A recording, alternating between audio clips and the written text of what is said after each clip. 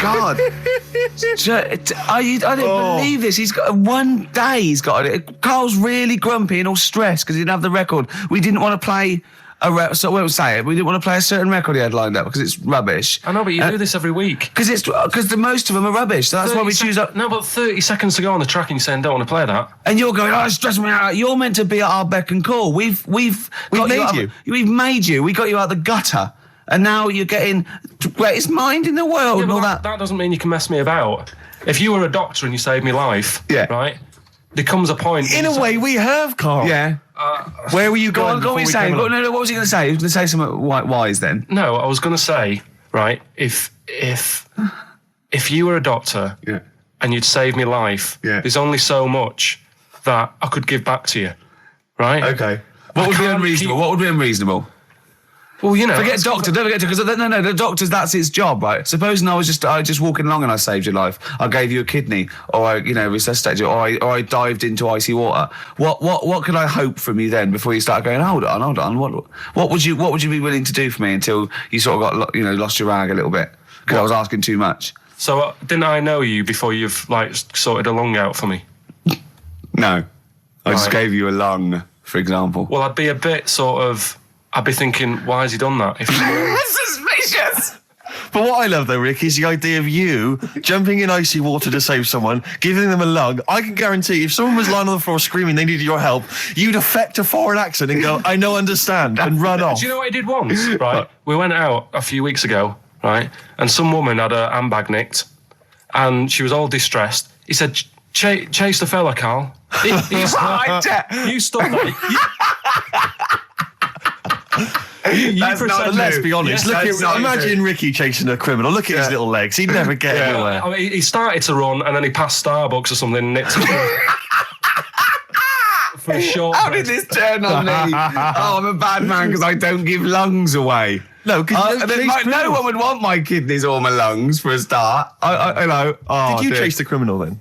I did for a bit. He walked. No, you didn't. Did you? No, I did a little bit. We sort of spread out.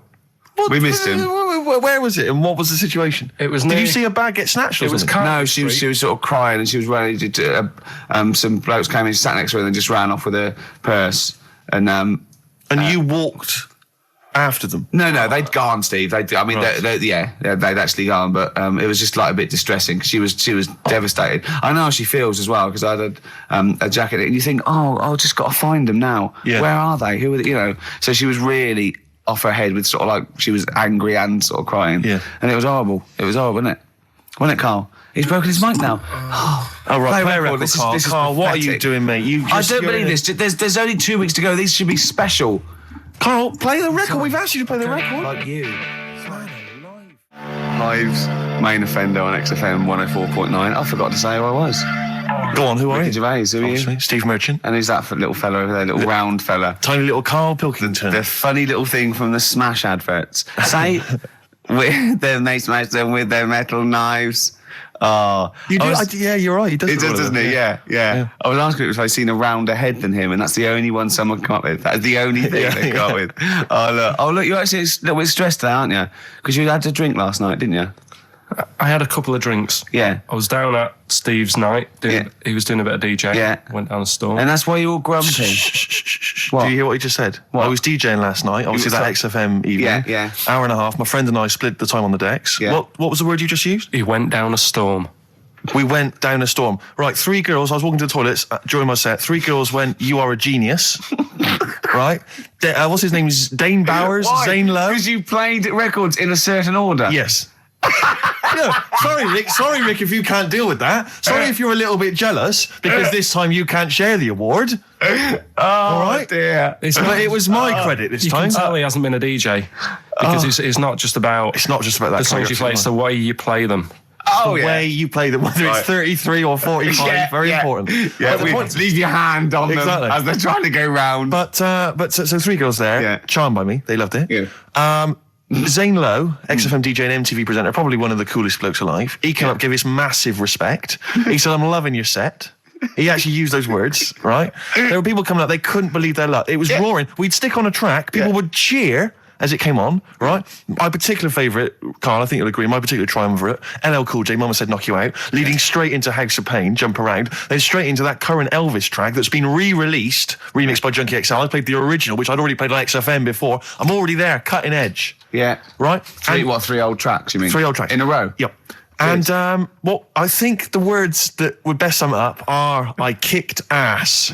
Great. Rick. All right? Well, I'm going to be kicking some ass today because I'm going to be shamelessly self-indulgent. And we've only got 2 shows to go. So I'm playing some of the most beauteous tunes in the world. And I was just telling Karl, lined up a Simon and Garfunkel track, Only Living Boy in New York. He went, why is he the only living boy in New York? I went, what? He went, what does that mean then? I went, I don't know. He went, well, what is it about? I said, I don't care. I said, it's a lovely song. He goes, no, but what's it? I said, I don't go into that. I said, he went, I like a story. I said, like what? I said, killing of Georgie, no trickery. Killing of Georgie. I think we should play that at the last. It's good. I heard it the other day on Radio 2. It was cracking. It sounds like, well. It's really good. Tell them what it's about again. It's about little girl, gay fella. A little what? A little gay fella? Yeah. Right. Who, I haven't heard it for a bit, so it's all off memory, this. But, gay bloke. Is he from Scotland? I have no idea. But he's from somewhere where gays aren't liked. Okay. Right? No. Well, he is. Georgie Boy was gay, I guess, nothing more than the kindest guy I ever knew, right? No, all he did was, right, his father said, how can my son not be straight? Kicked him out, right? Goes to America. Yeah, but you can handle all that. You can handle your dad not getting on with you if other people around you are into the same scene. Yeah. But he was left on his own. He didn't know what to do. Yeah. He was getting stressed out. Yeah. So he goes... And this was before. I mean, this is... When did this record come out? Must have been 77? 77, yeah, something like that. Right. And he's... During punk. Right. Oh, I see, yeah. So, the village people had come along and made gay cool. Yeah. That had already happened, Yeah, but it wasn't respected. But he was watching the telly or something, and he saw that New York had loads of them over there, and they're all having a good time. Sure. No, sorry. At no point in the song does Rod Stewart say little gay Georgie was watching telly and saw loads of gays in New York. At no point in that song. No, but this is what I like about that song. You sort of picture what's going on. You make it up. Yeah. Okay, so the little gay fella was watching telly, and there was presumably the and now from New York, the gay show. Yeah. Or whatever, because it was a big scene over there, wasn't he, in the 70s? Yeah. Okay. Right. Go on. So he goes over there, and he's having a great time, and that. He's meeting. Went to New York town, very quickly settled down. Soon became the toast of the Great White Way. Yeah, they loved him. All the old queens blew a fuse. Yeah. Yeah. And then I don't know. He was out late one night. Yeah. And he's walking home.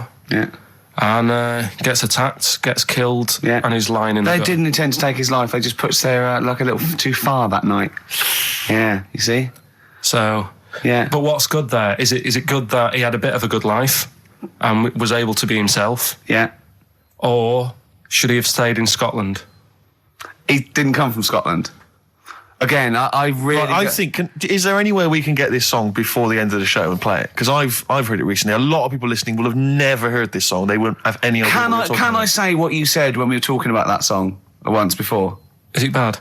It might be. Because we were talking about, Georgie Boy, and he, got it. I don't know. What? It's when you said... Well, no, it's a fact. I don't think if... Well, he said, so it's looking at Georgie, he gets out, dies, right? He goes, well, they do go out late. I know. Gay people I go know out a few late. gay people, and they start to party late on. That's what, in Soho, right? Girlfriend got in a cab, right? Suzanne was in a cab, and the cab driver was taking her to an early start, right? She works at the BBC. Yeah. Early start, 4 a.m. It was going down. It was mental in Soho at 4 a.m. Yeah. They were all still like starting the night out. How do you know they're gay? It's Soho, isn't it? Fair enough. Okay. Play a track. I'd love to be able to try and dig this out. Yeah, we will. This is Simon and Garfunkel, The Only Living Boy in New York. It's lovely. Mm-hmm. Only Living Boy in New York. Do you like that? It's got a nice feel to it. Simon and Garfunkel. Yeah. Lovely. A bit later, I'm going to be playing a Cat Stevens track. It's one of the most beautiful tracks ever written. It's called Lily White off Mona Bone Jack On. Look forward to that. We've got Eminem coming up. We've got the new Eminem single as well, and a big giveaway, Rick, lest we forget. I think we should tell them what that is. Do you think so? Yeah, well, we all went to the BAFTAs, as you know, and we thought we could get a good prize out of this. So we got some celebs to sign the BAFTA bag they gave away. It's just a nice big chunky sort of cardboard carrier bag, it's not the value that counts. This is what values it. Read out the sort of names. These are the kinds of celebrity names that have signed that bag. Obviously, us three, plus Graham Norton. Yeah. Angus Dayton signed it. Alan Davis, Jonathan Creek, Jamie Theakston, Paul Whitehouse. A lot of comedians, you notice. Helen Baxendale from Cold Feet, who's also been in Friends, right? I don't know why that's so exciting. Phil Mitchell McFadden. Yeah. It's an eclectic bag. I noticed actually that Steve's signature is also mentioned. I think he says Steve, a.k.a. Phil Mitchell, which is very nice of him. Yeah. Peter Davison, former Doctor Who. I noticed also that when you gave him the pen to sign it, he put the pen away. Yeah, he pocketed We had it. to say, whoa. Just his wily Cockney ways. You're not Phil Mitchell now, mate. Exactly. Give us the pen back. Exactly. Yeah. Simon Pegg, and of course, one of broadcasting's biggest legends, Steve Wright.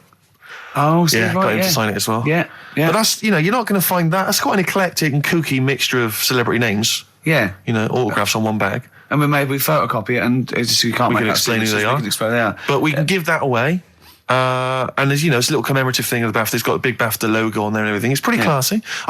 Did I mention this? That our agent, who was there, he ran around getting a few of these autographs. And I think Helen Maxton, he went up to him and told him it was for charity. And that was why they signed it. Which I think's, a little bit cheeky, but that's what agents are like, Carl. You've got to understand. But then again, he didn't get anything from him. It's not like he said, give us £1. No, he just got. They just got a when he said signature. that as well. Then he made 42 quid. Yeah, exactly. So anyway, we're going to give that away. Is that a good prize? I think that's a nice prize, isn't it? It's a little commemorative thing. Carl, you're turning your nose up on it. No, it's all right. I wouldn't want it. Doesn't he? Do people get you to sort of do campaigns on the radio, like drink Fosters? I wouldn't, but you can. Yeah, but look, I noticed on the big board here, it tells us that you can win signed and framed Chemical Brothers album covers on Sunday. Oh, that's just two geeks who signed that. We've got three alone in this room. Exactly. Plus, we've got some of the cream of Britain's light entertainment who signed that bag.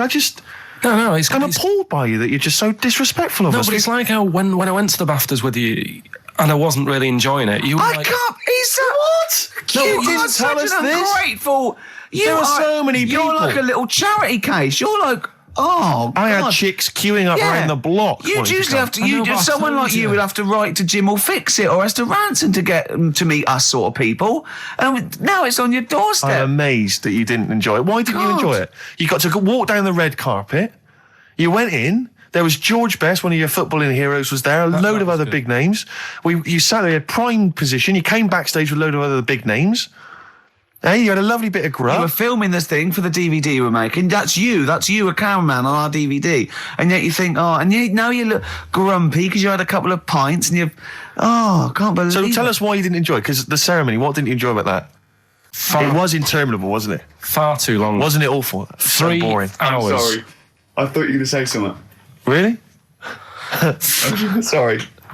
3 hours. Yeah. I mean, I suppose for you two, at least, you were going to get something. Sure. Yeah. But with me, it's like, I've never graduated or anything, so... Have you not? I'm trying to think of a situation. Basically, I sat there for 3 hours knowing that I'm not going to get anything out of the night. Yeah. Right? Now... No one Did you? told Sorry, me. when we invited you and you said yes, did you think you were up for an award?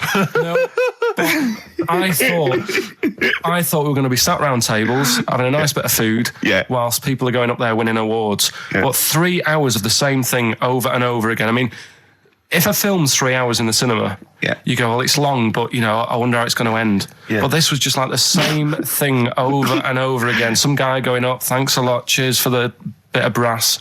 And then going down, sitting down, the same thing over and over again. Honestly, right?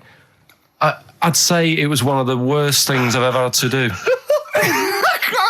I enjoyed the night afterwards when we did have a bit of lamb and a nice bit of veg and that. That was all right. And I went home and I was happy. And I got the little freebie bag that you're talking about that we're giving away.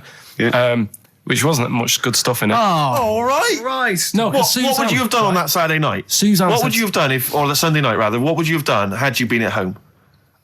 I would have stayed in with Suzanne, right? Watching telly, having a nice bit of pate on toast or something, cup of tea, watching 24.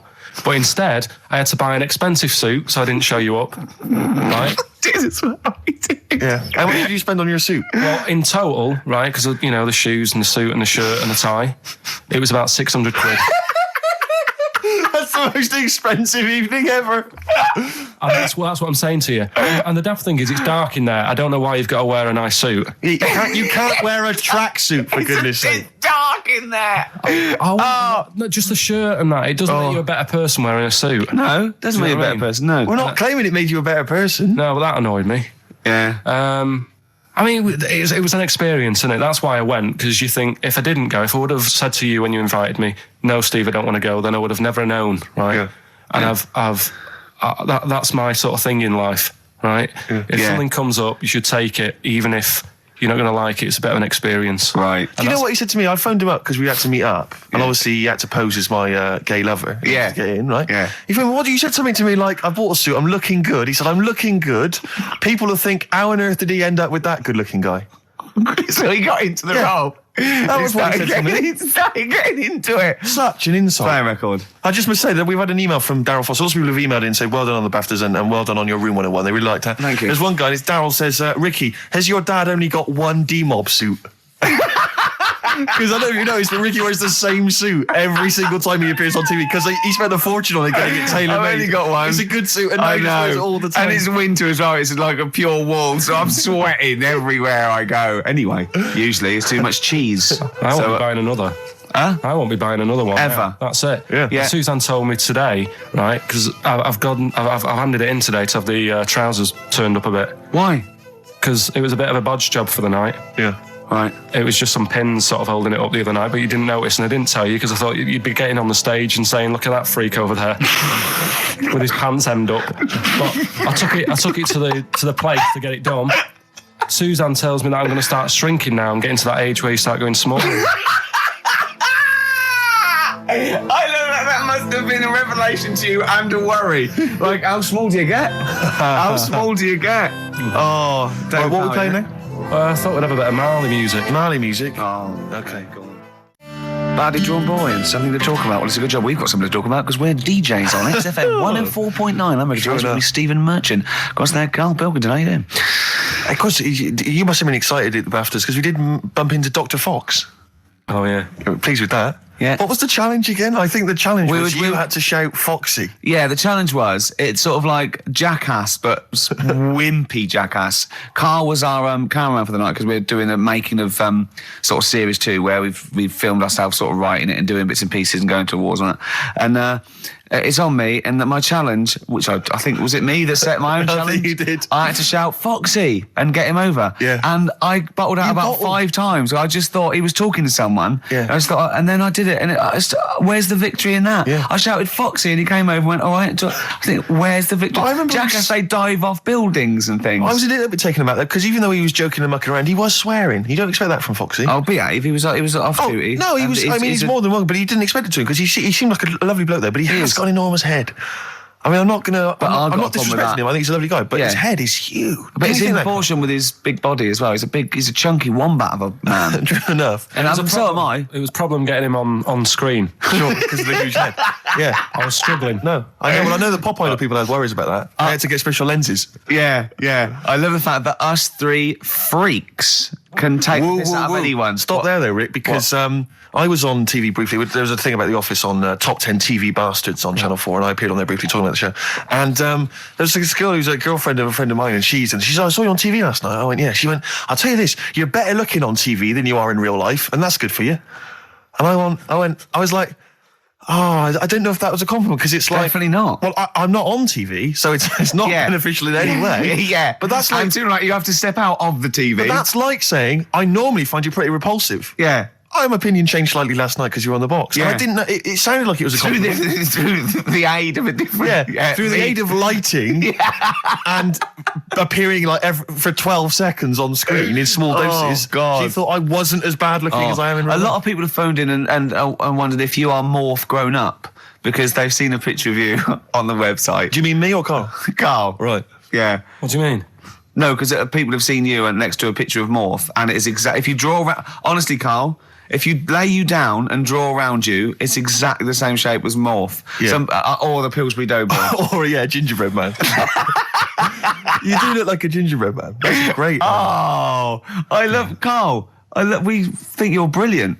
We like looking at you, talking to you, hearing what you've got to say. We think of you, don't we, in the week sometimes? Rick, I had a bit of good news this morning. Go on. And I don't mean this in any way. I'm sure it's an emotional thing for her. But in The Sun, it says that Dido, her wedding's off. Right. Just thinking, ding dong. Because for some reason, I don't know what it is. I was having a chat with my mates. I've always been under the assumption I could pull Dido. Because she's quite ordinary. Do you know what I mean? She looks a bit ordinary. She's quite an attractive one, but like... Would that be your opening chat-up line? You look quite ordinary. Dido, I don't think you could probably get anything better than me. Yeah. Because you're not too hot yourself. Exactly. My name's Steve Merchant. I'd wear actually, what I'd do is I'd go, right, I'm not going to meet you in the flesh, but I'm going to send a picture of you on video. Yeah, this is me great. on Top TV Masters. What do you think? See what you think. Yeah. And if you think it's good, well, I'm certainly no worse without the lighting and makeup. So don't worry about that. Exactly. Oh, Dido. Have a little bit of Bowie. Have a little bit Bowie. What was your thing about Dido? That she's like a kind of... She's a bit like a receptionist. Who got up and sang once because she knew her tunes, and a bloke came up. Hi, I'm Gridlin Records. I'm thinking of releasing a CD, and it just goes mental. Exactly. Everyone buys it. Yeah, It's good though, isn't it? But she should be doing photocopying or filing. Do you not think? Just the way she looks, she's got that very kind of suburban the look. whole look thing annoys me. Do you know there's another pop stars thing starting? Yeah. Like, it's going on in Ireland. Apparently, it's Ireland's version of it. Okay. And today it was like. You saw all these kids rushing in. There was fat ones there and ugly kids, and you're thinking it's sad and everything. They might have a good voice, but they've no chance, right? And there was a woman there who looked a bit like Brittany, and the bloke straight away before even hearing the voice, Brittany lookalike over there. Go and get her in. Give her a ticket. She's through to the next phase. And it's just annoying. Dido isn't beautiful, but she's nice enough. Do you know what I mean? Well, yeah, that's why she's fine for me. I mean, I mean, my standards are quite low. So, do you think Steve should go out there then? I mean, that's what we're asking you. Do you think he should? Yeah. Okay, so a little bit of Bowie. Thanks, Karl. Try and fix that for next week. Fashion, David Bowie. We were doing a bit of voguing, sort of cross with body popping there, weren't we, Karl? Yeah. Played that last night, Rick, during the set. Yeah. That was described by Zane Lowe as one of the best sets he's ever seen. Yeah. Well, he didn't say those exact No. words. But I think Zane just sent an email and said he's giving up because there's no point. Yeah, exactly. When he hears stuff like that, he said, I thought I was a DJ. Yeah. After seeing Steve Merchant, I'm obviously not. Exactly. Yeah, exactly. No, so... yeah, Big Boy Jim was down there. Yeah, Big Boy Jim was going, wow, I don't know what I'm thinking. Yeah. But I like the idea because, Fatboy Slim did Brighton Beach, didn't he? And he had like 20,000 people in Brighton Beach. Yeah. Chanting, everyone was loving it. Just the idea of me down in Weston-super-Mare doing the same with 86 people. Have you ever seen that thing, karaoke challenge on Challenge TV? Yeah. It's great. They're all doing it, and it's sort of like Jonathan, what's his name, from Jonathan Bread, Morris, and all those sort of people there. And the camera falls out, and there's like 8 people there. Yeah. But what I love about karaoke challenge is it's not even night fever. Do you imagine that? I mean, talk about... Wow. Oh, dear. We tried to get on that once, didn't we? On Karaoke Challenge? Yeah, when we were doing that comedy lab. I was going to do it in character, yeah, wasn't I? Yeah, do it, yeah, as David Bowie. So we'd have a little bit of footage. But yeah, that'd be great. Yeah, they wouldn't even let you on. That was terrible. That was how minor a celebrity you were at the time. I remember once, right, this is how sad we were. We tried for about an hour to get on the Chris Moyle show. They were doing a competition. He was doing this competition. It was about golf, wasn't it? So it was like things with... you had to think of a song title, but you had to make it into a golfing pun. And people were calling up and going, "No, what about Drive by the Cars?" He was going, "Drive by the Cars," very good. And it was like things like, you know what I mean? Things like something T and that. And I wanted to phone up and go, "Hello, Chris Miles. Yeah. What about Spandau Ballet Golfy?" Just being, and I was just like, we tried. We must. I was about 30 quid just to get on and do something stupid. How pathetic! And they wouldn't even let us on. What were the others? It's a good game, that. What? Oh God! Phone in if you've got any amusing puns on songs and golf. Yeah, please. What did you say? What was it? Spandau Ballet Golfy. Yeah, do you like that one? It's a good game. Good little game. Yeah, you're thinking. else? You're thinking of. What you're doing, Karl? What you're thinking on the radio. That's what you're doing. It's a first. You're actually broadcasting thinking.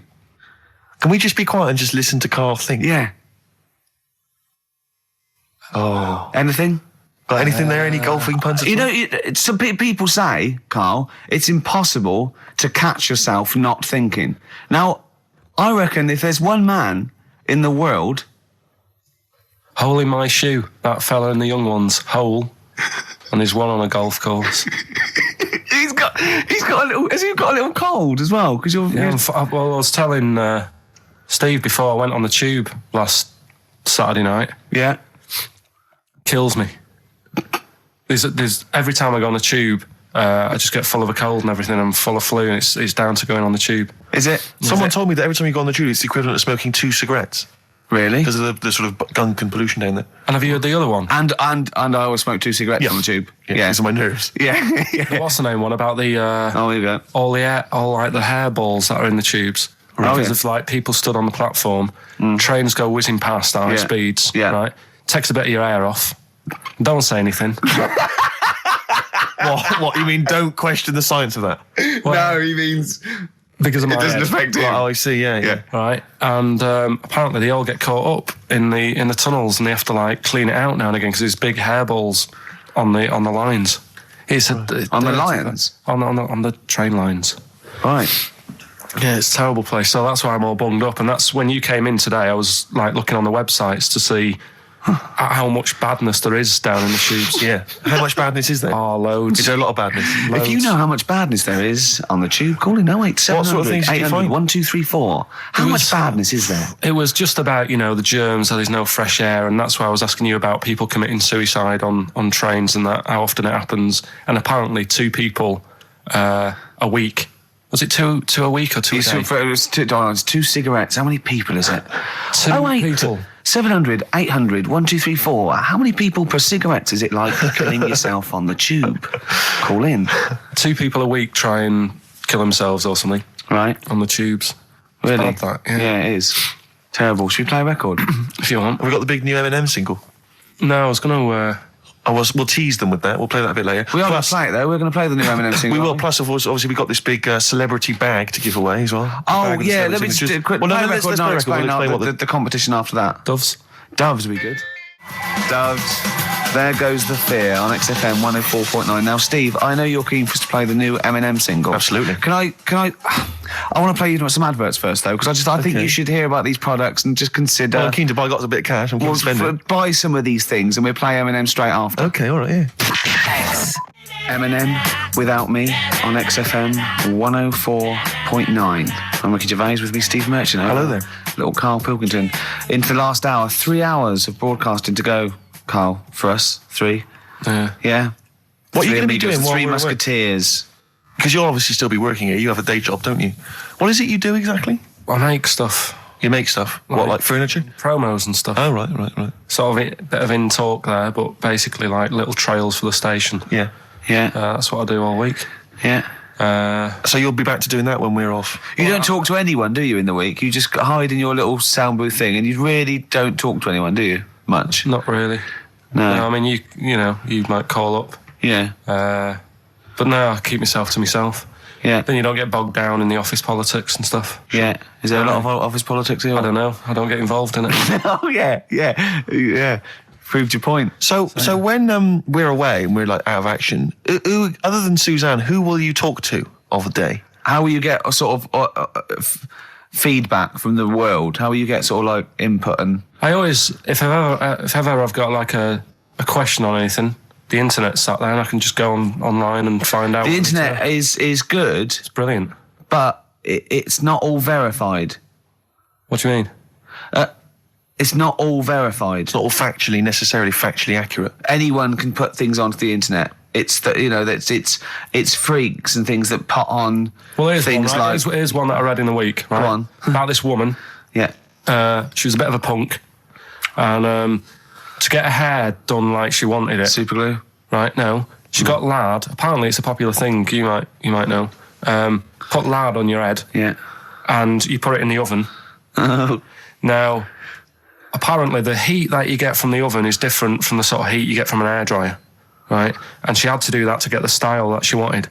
But anyway, she comes into money or whatever, treats herself to a microwave, right? It's not true. Opens the Carl. door, jams the things, like the little catch, so the microwave works. She jams it with a screwdriver or a knife or something. Yeah. Puts the microwave on, sticks her head in, boils her brain. Don't be ridiculous. Right? Well, why is that ridiculous? Boils her brain. She boiled her brain. She boiled her brain. And this is what's good about the internet. I went straight from that, and there was a subject about brains. And do you know that Russell Crowe, when he dies, is giving his brain to charity or something, some sort of some people who can do stuff with it. She gave hers to Pot Noodle. Vesta. Yeah. Oh, That's boil the in sort a of stuff. skull. Yeah. That's not true. No. It's not true, Carl. It's the same as the woman who put her poodle in the microwave, isn't it? And all that. Just urban myths. They're urban myths. But again, where does it start? Someone made it up Yeah. for a laugh. They're just too convenient urban myths. Everyone's you can tell an urban myth's not true because it's always this happened to a mate of mine, and when you say what happened then, they go, don't know, that was it. Was it? Was that it? Was it? Someone boiled a brain and that was it. There was no more story. Well, Were Were there any dates, locations, times? I think it was in Belgium. There's that one that a bloke, right, was going to get a phone call at 4:00 to find out if his business was, okay, right? And if he didn't get the phone call, he knew he was broke, destitute. So dead on 4:00, the phone didn't ring. So he went up to the roof, his office, and he jumped off to commit suicide. And as he was passing his window, the phone was ringing. Oh, no. Carl, it didn't happen. Didn't happen. Think it through. Think it through. Who told that story? Who told that story? As he hit the pavement at 120 miles an hour. He's the only person who could have known that series of incidents. Also, why didn't And he he's wait? dead. As his life's at stake, why didn't he wait till 5 past? I said I'm going to give it 5 minutes just in Just case. in case the lines are busy. Yeah. And what sort of bloke goes out? I'll call you at 4. Okay, if your business. Well, call me anyway. No. If I don't call exactly 4, then no, you commit suicide. Commit suicide. I would, because if I don't call at 4, that's the end of it. Well, call me anyway. No, that's not the way I work. Why can't you just call me and tell me the other way? Well, I'm telling you how I do it. If you're bust, I don't call. Can't you just call to verify in case something goes wrong? What if it's engaged? If you won't be engaged, just commit suicide at 4, please. It didn't happen, Karl. The other one, right? A bloke, right? He's on a train station, and I'll tell you how I heard it. He's waiting for a cruise station, whatever, and he shits himself. As you do. And so he goes, my train's in 5 minutes. So he runs across to Millets and goes, quick, Levi's 36. The bloke just puts it in a bag. He runs onto the train. He goes into the toilet, takes his trousers and pants off. His soiled trousers Yes, and pants. throws them out of the window. I won't be needing those again. Cleans himself off, open the bags. It's a jacket. Oh. No, it didn't happen, Karl. At what point did he go into it and go, quick, Levi's 36? And the bloke went, sorry, Levi's 36, what, a pair? No. Shall I wrap them? Them? It. Shall I wrap? Just wrap whatever it is. Do you want to look? No. I'm not looking when you're putting it in the bag, please. Right? 36 waist stories. Don't say anything. I've told you 36 Levi's. They put it in a bag and charged me for it. Yeah. I don't want to discuss it further. Yeah. There was one. Here we go. There was one about a woman whose husband died, and she had him cremated. Yeah. And made like a little egg timer out of him. Right. And she said, I did that so it can still help around the kitchen. Well, that might be true. That might be a joke. That's quite sweet. That might be true. It's a true story again. It was all. No, not again, because the ones I just told weren't. Nor is the boiling the brains in a bag curry microwave. Head story, true. Yeah. They're too convenient. Will you be buried or cremated? What? Will you be buried or cremated? I don't know. Cremated. I imagine. Like you, Steve? I don't know. It's out of my hands. Yeah, I haven't thought about I've it. not thought it through, and No, to be I don't honest. care either way. Have you heard the one So about... Sorry. I'm just worried that we're getting into a macabre world now of ashes, boiled heads. I think we should play some music, let people just calm down. Levi's. Just think about some of the urban myths they've maybe heard, assess them. Maybe they are absolute bollocks. Yeah. And they can move on from it. Well, Yeah. it's just that the death thing, right? Yeah. There was an argument on there about, do you know that Twilight Zone or whatever it was, Tales of the Unexpected? Oh, yeah. Where the woman got buried alive. Yeah. They were saying how, like, years ago, they'd bury people thinking they're dead. Yeah. And they've recently, like, dug coffins up, and then the people who were in the coffin weren't dead. They might have just been like in some sort of deep sleep or whatever. Catatonic. And they've lifted the lid off, and there's scratch marks on the thing. Yeah. And that's pretty scary. Makes you think. I mean, I hope they check these days. That's all. I'd like to play a beautiful song now by Cat Stevens called Lily White. It's lovely. A song for the lovers room? Yeah. Lily White by Cat Stevens off Monobone Jack-On album. That's lovely, but I'd rather have some more ads now. I'd love some commercials, mate. Can we have some of that? And coming after that, we'll explain how you can win this celebrity-endorsed bag. Also, White Van Karl, and some more chat. Lovely. Cooper Temple Clause there. Who needs enemies on XFM 104.9? Well, it's competition time.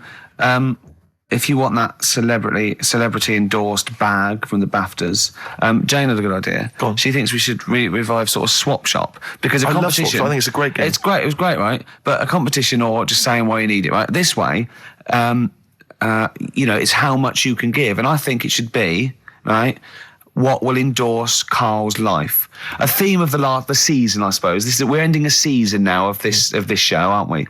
And one of the big themes is really develop Karl, enhance Karl. Rejuvenate him in a certain way. What do you think Karl would want? If you got something he'd love, it can be battling tops, and you got to say why he'd love your old battling tops. It can be a book. Sorry, what's a battling top? Was this something you used to take to school, like with your hoop and stick? No, it was a little and your game. baked potato. It was in the wrist action. And Go on. It was like little tops, right? You'd have 4 players, right? You'd wind it around like with cotton, right? And hold a little. I'm getting excited thinking about it. I don't know what you're talking about. No, I know. I'm getting overexcited. It was just battling. Was this something like? And you pull it, yeah. I've had and one. It goes mad. Don't send one of them. I've had one. Don't give any clues. It can be some educational, it can be some personal to you that you think you might enhance. So the competition is basically, if you want that bag. So let's just explain what the bag is. It's one of these sort of cardboard giveaway bags that we got at the BAFTAs. It's got a nice big picture of the BAFTA logo. We got it signed by Graham Norton, Angus Dayton, Alan Davis, Jamie Theakston, Paul Whitehouse, Helen Baxendale, Steve, Phil Mitchell, McFadden, Simon Pegg, Steve Wright, obviously the three of us. And it's just a nice little sort of, if you like kind of autographs, or if you're an autograph hunter or whatever else, or you just like the bag. Or you like the show, or you want a little piece of Karl, or you want to give Karl something, a bit of yourself, or to enhance his life. So let's get it straight. So it's something that you have. It doesn't have to be very expensive. It doesn't have to be necessarily a worthy thing. It could be something you've made. Karl has to go, I want that. Something that enhances Karl's life in some way. Something that will make his life a little bit more special, a little bit better. Yeah. And this is a write or email only. We don't want your phone calls on this because we're just too lazy. So what could make Karl's life a little bit more special? And we'll give it away next week. So you've got a week to email or write in with your suggestions about what it is that you'd want to swap for this celebrity bag. Is it karl@xfm.co.uk? Yeah. Or you can write XFM, PO Box 1049, London, WC2, H7XX. Yeah. Give them out again, Rick. Sorry, you ought to maybe mention something like Gervais bag. Oh, I think Karl Swap Shop. Karl Swap Shop. Or well, let's not confuse it. well, it's just good to have a good name. Okay. What are you thinking? Is this going to take as long Is as this the thinking golfing on radio puns? again? Is this thinking on radio again? All right, we'll just do So that. hang on, it can't just be Karl at XFM. Is it not Karl.Pilkington? Yeah, with a K. But the thing is, why are they emailing me? Because I'm not taking any bribes. They've got to send the stuff in. No, No, of course they haven't. You know what? But as 100 people send something and you send 99 back.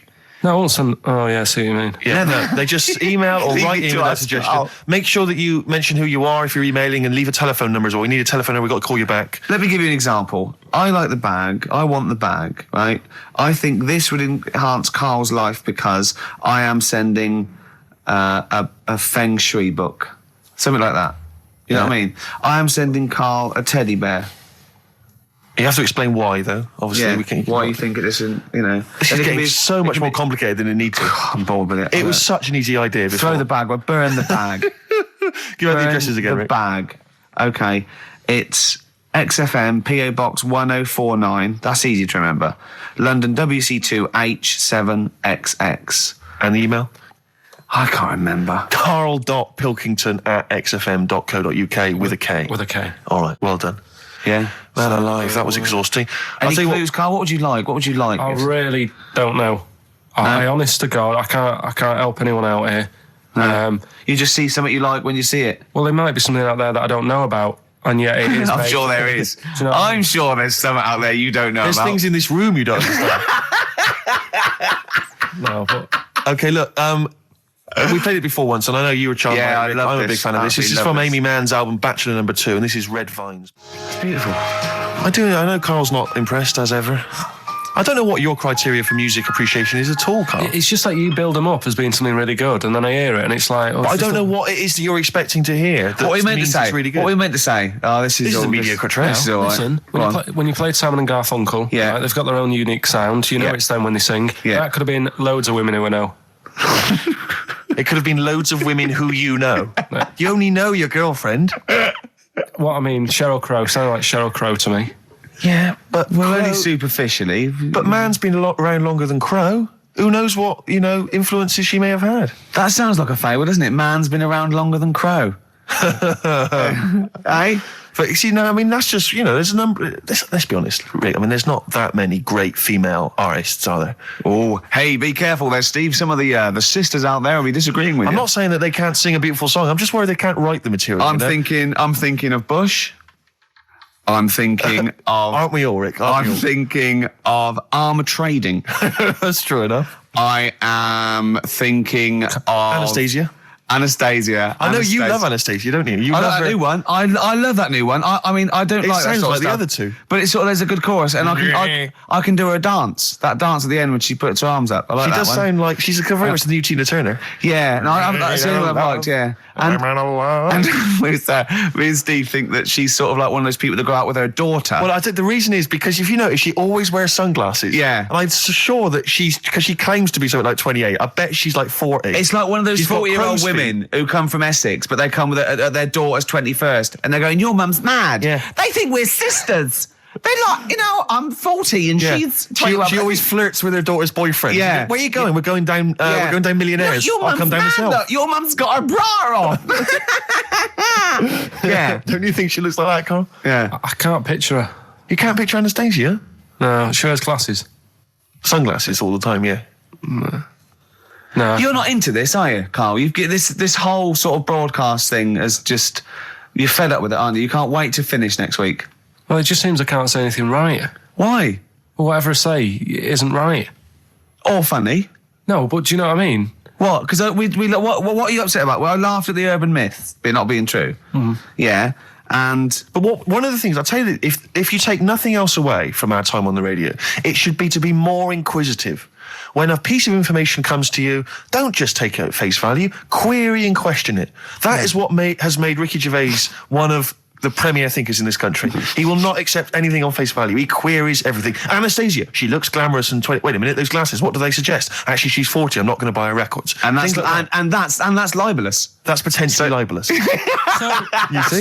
So hang on a minute. Roy Orbison then, was he starting to look old? We're not saying everyone who wears sunglasses is necessarily older than their years. No, we're not even saying about Anastasia. We're just doing about an image, one of those sort of like ravers that goes to their daughter. It was a little bit of light observational comedy, to be honest, Carl. You've seen through it, mate. Yeah. You tore it to shreds. She's not 40. You know what I mean? She doesn't hang out round with much younger people, chatting at their boyfriends. It wasn't true. What do you want? What do you want in life, Carl? Tell me now, because me and Steve can probably sort it out. That is true enough. Come on. What do you want? What's the best thing? What would you do make now? your What life song? happy? If you could play any song now, what would it be?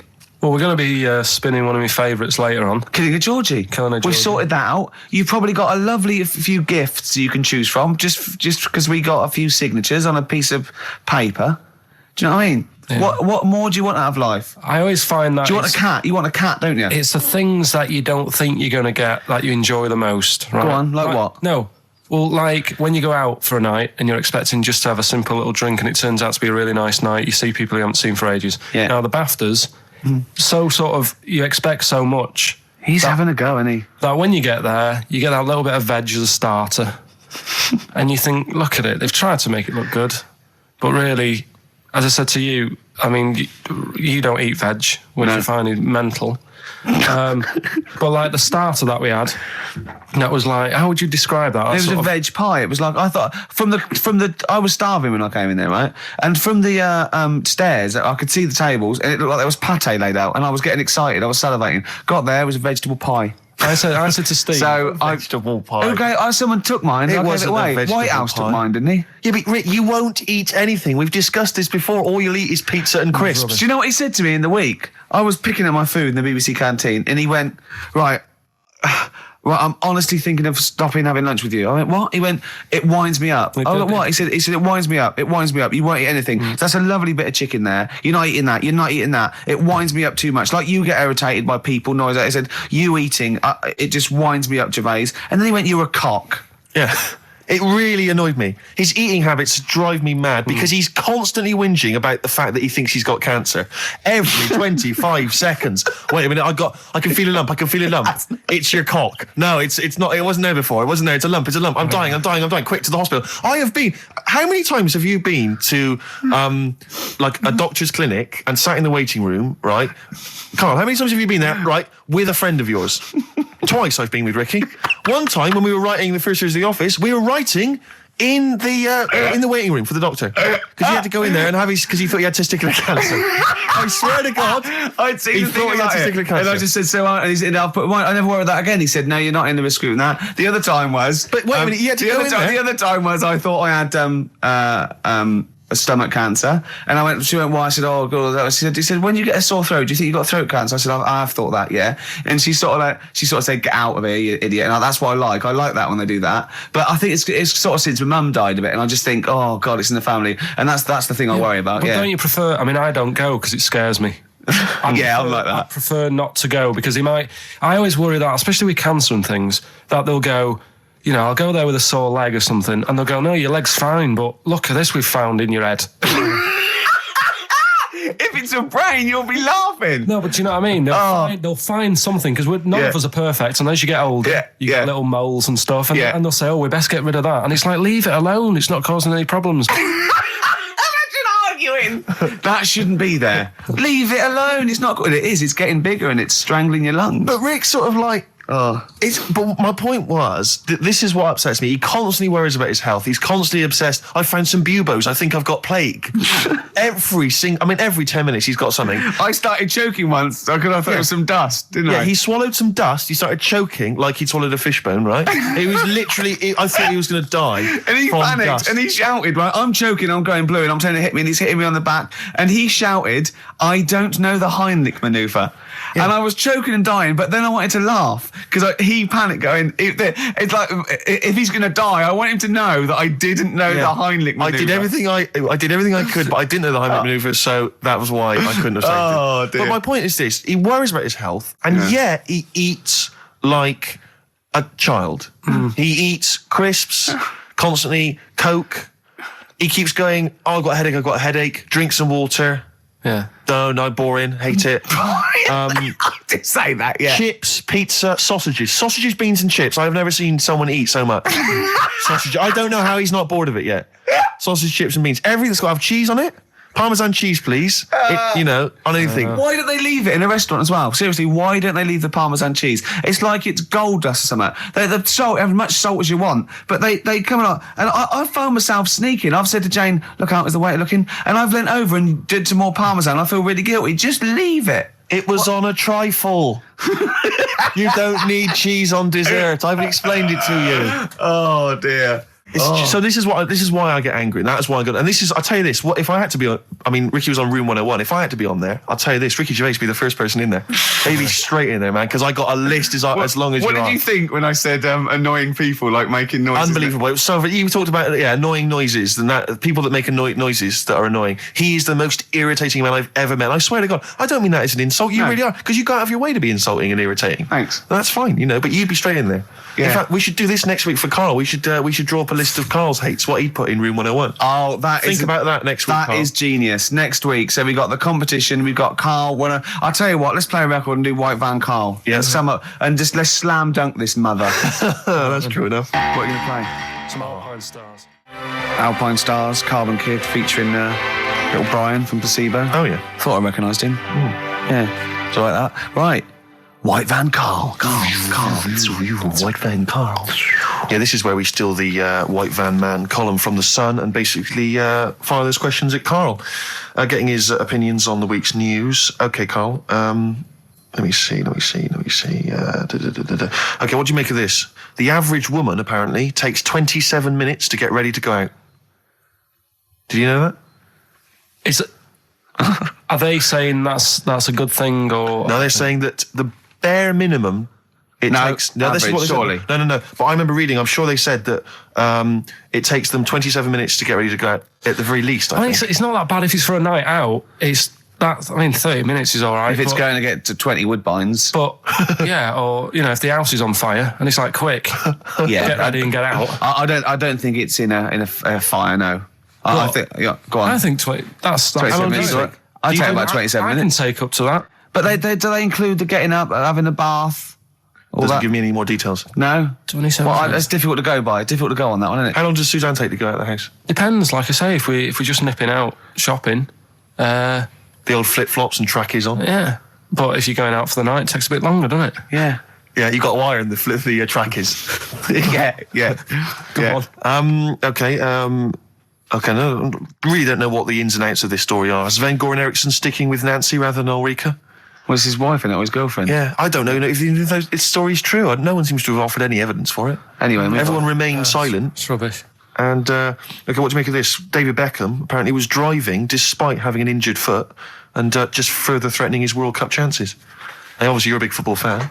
Well, I'm not that big. I like the odd game. Sure. Would that hurt him? Would that hurt his foot? It can't be good. Is it in a plaster? It's not a big cast, Sure, it's better to drive than it is to walk on it.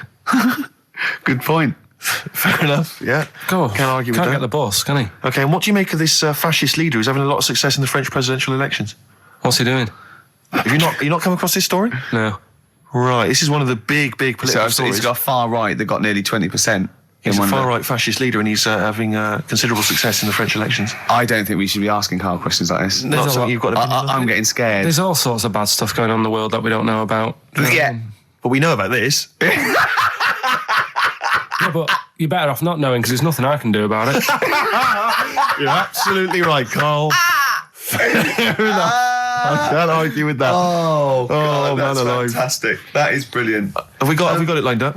Bit of Rolling It's the Stones. one song I've been wanting to play since we've been on XFM, really. And it took me a while to track it down, obviously, in the XFM library. But here it is, Give Me Shelter from the Rolling Stones. It's an amazing track. Give Me Shelter from the Rolling Stones. Surely, if there was a soundtrack to the Vietnam War, that would be on there, wouldn't it? Can I just reiterate this giveaway then? We got this bag signed by a number of celebrities, Graham Norton, Angus Tate, and different people on there. Yeah. And if you want to win that, then you have to email or write in with what you are willing to swap. Okay, so you need to swap something, and something which will enhance Karl's life. It can be anything. You could have made it, you could have bought it, anything. But you have to have it. You can send it to us in exchange for this this signed bag, and you can email Karl, Karl.Pilkington, Karl with a K, Karl.Pilkington@xfm.co.uk, or you can write to The Bag or Ricky Gervais's Big Bag. I just realised why I've been saying Karl with a K. Because you can have Karl with a C, can't you? Yes, you can. As in Cox. Absolutely. You can write to XFM PO Box 104.9, London WC2H7XX. All right. Okay. Right. Well, there's going to be a bit of a change, isn't there? Yes, that's absolutely right, Rick. Normally we would end the show, obviously, with a song for the ladies. But because it's sort of Karl's penultimate show, and we're going to play one of his favourite tracks. What are you going to...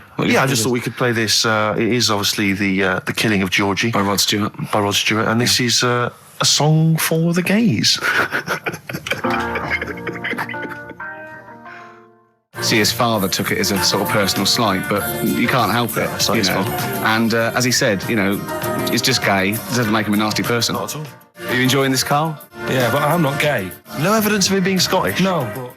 When he says they blew a fuse, if they're not electricians, they mean it's sort of And it's not a euphemism either. Oh, I'm worried. I'm a bit edgy. He's out late. I know. And he's taken a shortcut, which is mental. Not in New York City. Yeah. He doesn't know the area. He's from Scotland. I bet it was them that were screaming. Yeah. I'm suddenly worried. This isn't a true story, is it? Who knows? If it is, we don't know that. Just want to say that we're not... Oh, well, that would be terrible. Yeah. See, how come you think this might be a true story? I just got suddenly worried then. No, but how can this be a true story, but the bloke jumping out of a window and hearing his phone ringing? No, because Rod Stewart, I just suddenly thought, what if he's written a song about this and this bloke did actually exist and was killed? Then I started panicking. Yeah. I don't think it is it? I'm almost certain it's not. Okay. Is that it then? Is that it? Then we got to pack up and go home. Yeah? Well, I think we've enjoyed ourselves. I've loved it. I've loved every minute of it. Karl.Pilkington@xfm.co.uk for your suggestions as to what you're willing to swap for the signed bag. See you next week. Bye. You go on there, Steve. Absolutely. Stone Rose on XFM 104.9. I'm Ricky Gervais, with me Steve Merchant. Hello there. And Karl Pilkington for the last time, Indeed. I'm afraid. Yes. So, we're going to have a little bit of a chat. We're sewing up some things with Karl. Indeed. We're giving away that prize, that BAFTA bag, and, playing some great music. And we're just, I'm bringing in my favourite tunes. I'm bringing the Smiths, Radiohead, Cat Stevens, David Bowie, Neil Young, the classics. Steve's doing the same. Indeed. Well, Karl, the last time for... apparently, someone's got it a bit wrong. We're not actually away for 6 weeks. We're away for about... We'll be back in August, won't we? Bloody hell. Yeah. No, don't swear. Yeah, that's outrageous. On the last show, you have to say that. Already brought the tone down. Yeah. Cheapened it. And I think it's blasphemous as well. Yeah. No, it's not. No, hell isn't, is it? Isn't it? No, I don't think that's not blasphemy, is it? Taking hell's name in vain? Yeah. Yeah, but what was it you were saying the other week about the Queen Mum used to have the right mouth on her? What? I don't think we said that on air, Karl. What? No, but last week you were saying about bad language, and I was saying, there'll come a time when bad language isn't, doesn't matter anymore. You can F and Jeff and stuff. Oh, I know what he's talking about, Steve. Really? Right, let me explain to you, the listener at home. Karl was worried about swearing, and as a joke, off air, it was last week, we were saying that in the 1940s and 50s, the Queen Mum used to say things like, and we were quoting things she'd said, but putting F's and C's in there, and you believed us. Oh, so this whole week you've believed that we somehow had knowledge that the Queen Mum used to swear like a trooper? We were doing fake quotes from her in her voice, but putting in F's and C's, and you believed us. I mean, I didn't even think... I thought you were going along with a joke, but it obviously made an impact. Karl, we've said this. You've got to question and query everything. You can't take things at face value, certainly not if they come out of the mouths of Ricky Gervais. Yeah. All right. Yeah, sorry about that, Karl. It was a little trick. Is there any other things now that, as you look back over the said that you've been thinking about that I can tell you now that was a lie? Anything you've maybe queried or questioned, you've thought, that doesn't seem right, that maybe Ricky's told you? Something might come to me later on, but... Okay. Well, what about, Karl, I mean, we love you, right, obviously, we know that. We've got great affection for you. We look forward to this. I'm going to miss you, really, and I'll tell you what, you've got a heart of gold. Now, wait till you see what the record is, Steve, and you'll see what I've done. Is it Heart of Gold? Yeah. Brilliant.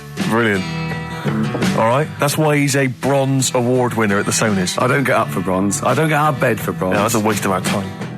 Karl Pilkington over there on XFM 104.9. Winner of a Bronze Award at the Sonys Radio Awards. The Radio Oscars. So Phil Jupiter said. That's what he called them on Liquid News. I'll tell you this, Rick. I'm not used to being on a table with losers at an award ceremony. No. I'm glad. I didn't want to come in to do the final show. No. I went straight over and sat with Pete and Jeff, didn't I? Yeah. I went over to Radio 4. I went over with Paul Gambaccini. I went over to BBC World Service. Yeah. It's a lot funkier. A lot cooler. Won an award. Yeah, they swept the boards. Yeah. Bronze is nowhere. What was the mood? What was the mood here? Silver's, what was the mood here? Because the day after, because people were, let me tell you that, I think XFM deserved an award, and I thought it was criminal, actually. But what I did like, that we certainly had the room, because Pete and Jeff said good luck to us and Christian, that was really nice. And then someone else mentioned it. James Nesbitt. James Nesbitt said XFM and stuff, so it certainly had the... Gambaccini said something about it. Yeah, Did so he? it certainly had the room. And for a local, you've got to realise it's a local radio station, and it can't compete really with Radio 2 and Radio 4. But what was the mood the day after here at XFM? It was all right. I think we expected a few more. But you shouldn't take these things seriously anyway. But what I didn't never realise, take Rick, awards seriously. But what I didn't realise is you have to pay thousands of pounds just to nominate. just to get into the running for an award. So you've already, they've squandered thousands of pounds. No, it's not thousands, is it? Well, it mounts up because you pay to enter. And then the table. You've got to buy like mini discs and that to send your stuff in on. Which Sure. adds up with Sony mini discs. Oh, I see what you're saying, Karl. I'm not saying anything. No. And also then you've got to pay for the table. Right. And the food and the drink. I mean, it's a few grand. I swore on live television as well that night. Yeah. But I've never done that before. I mean, I've sworn before, but never accidentally.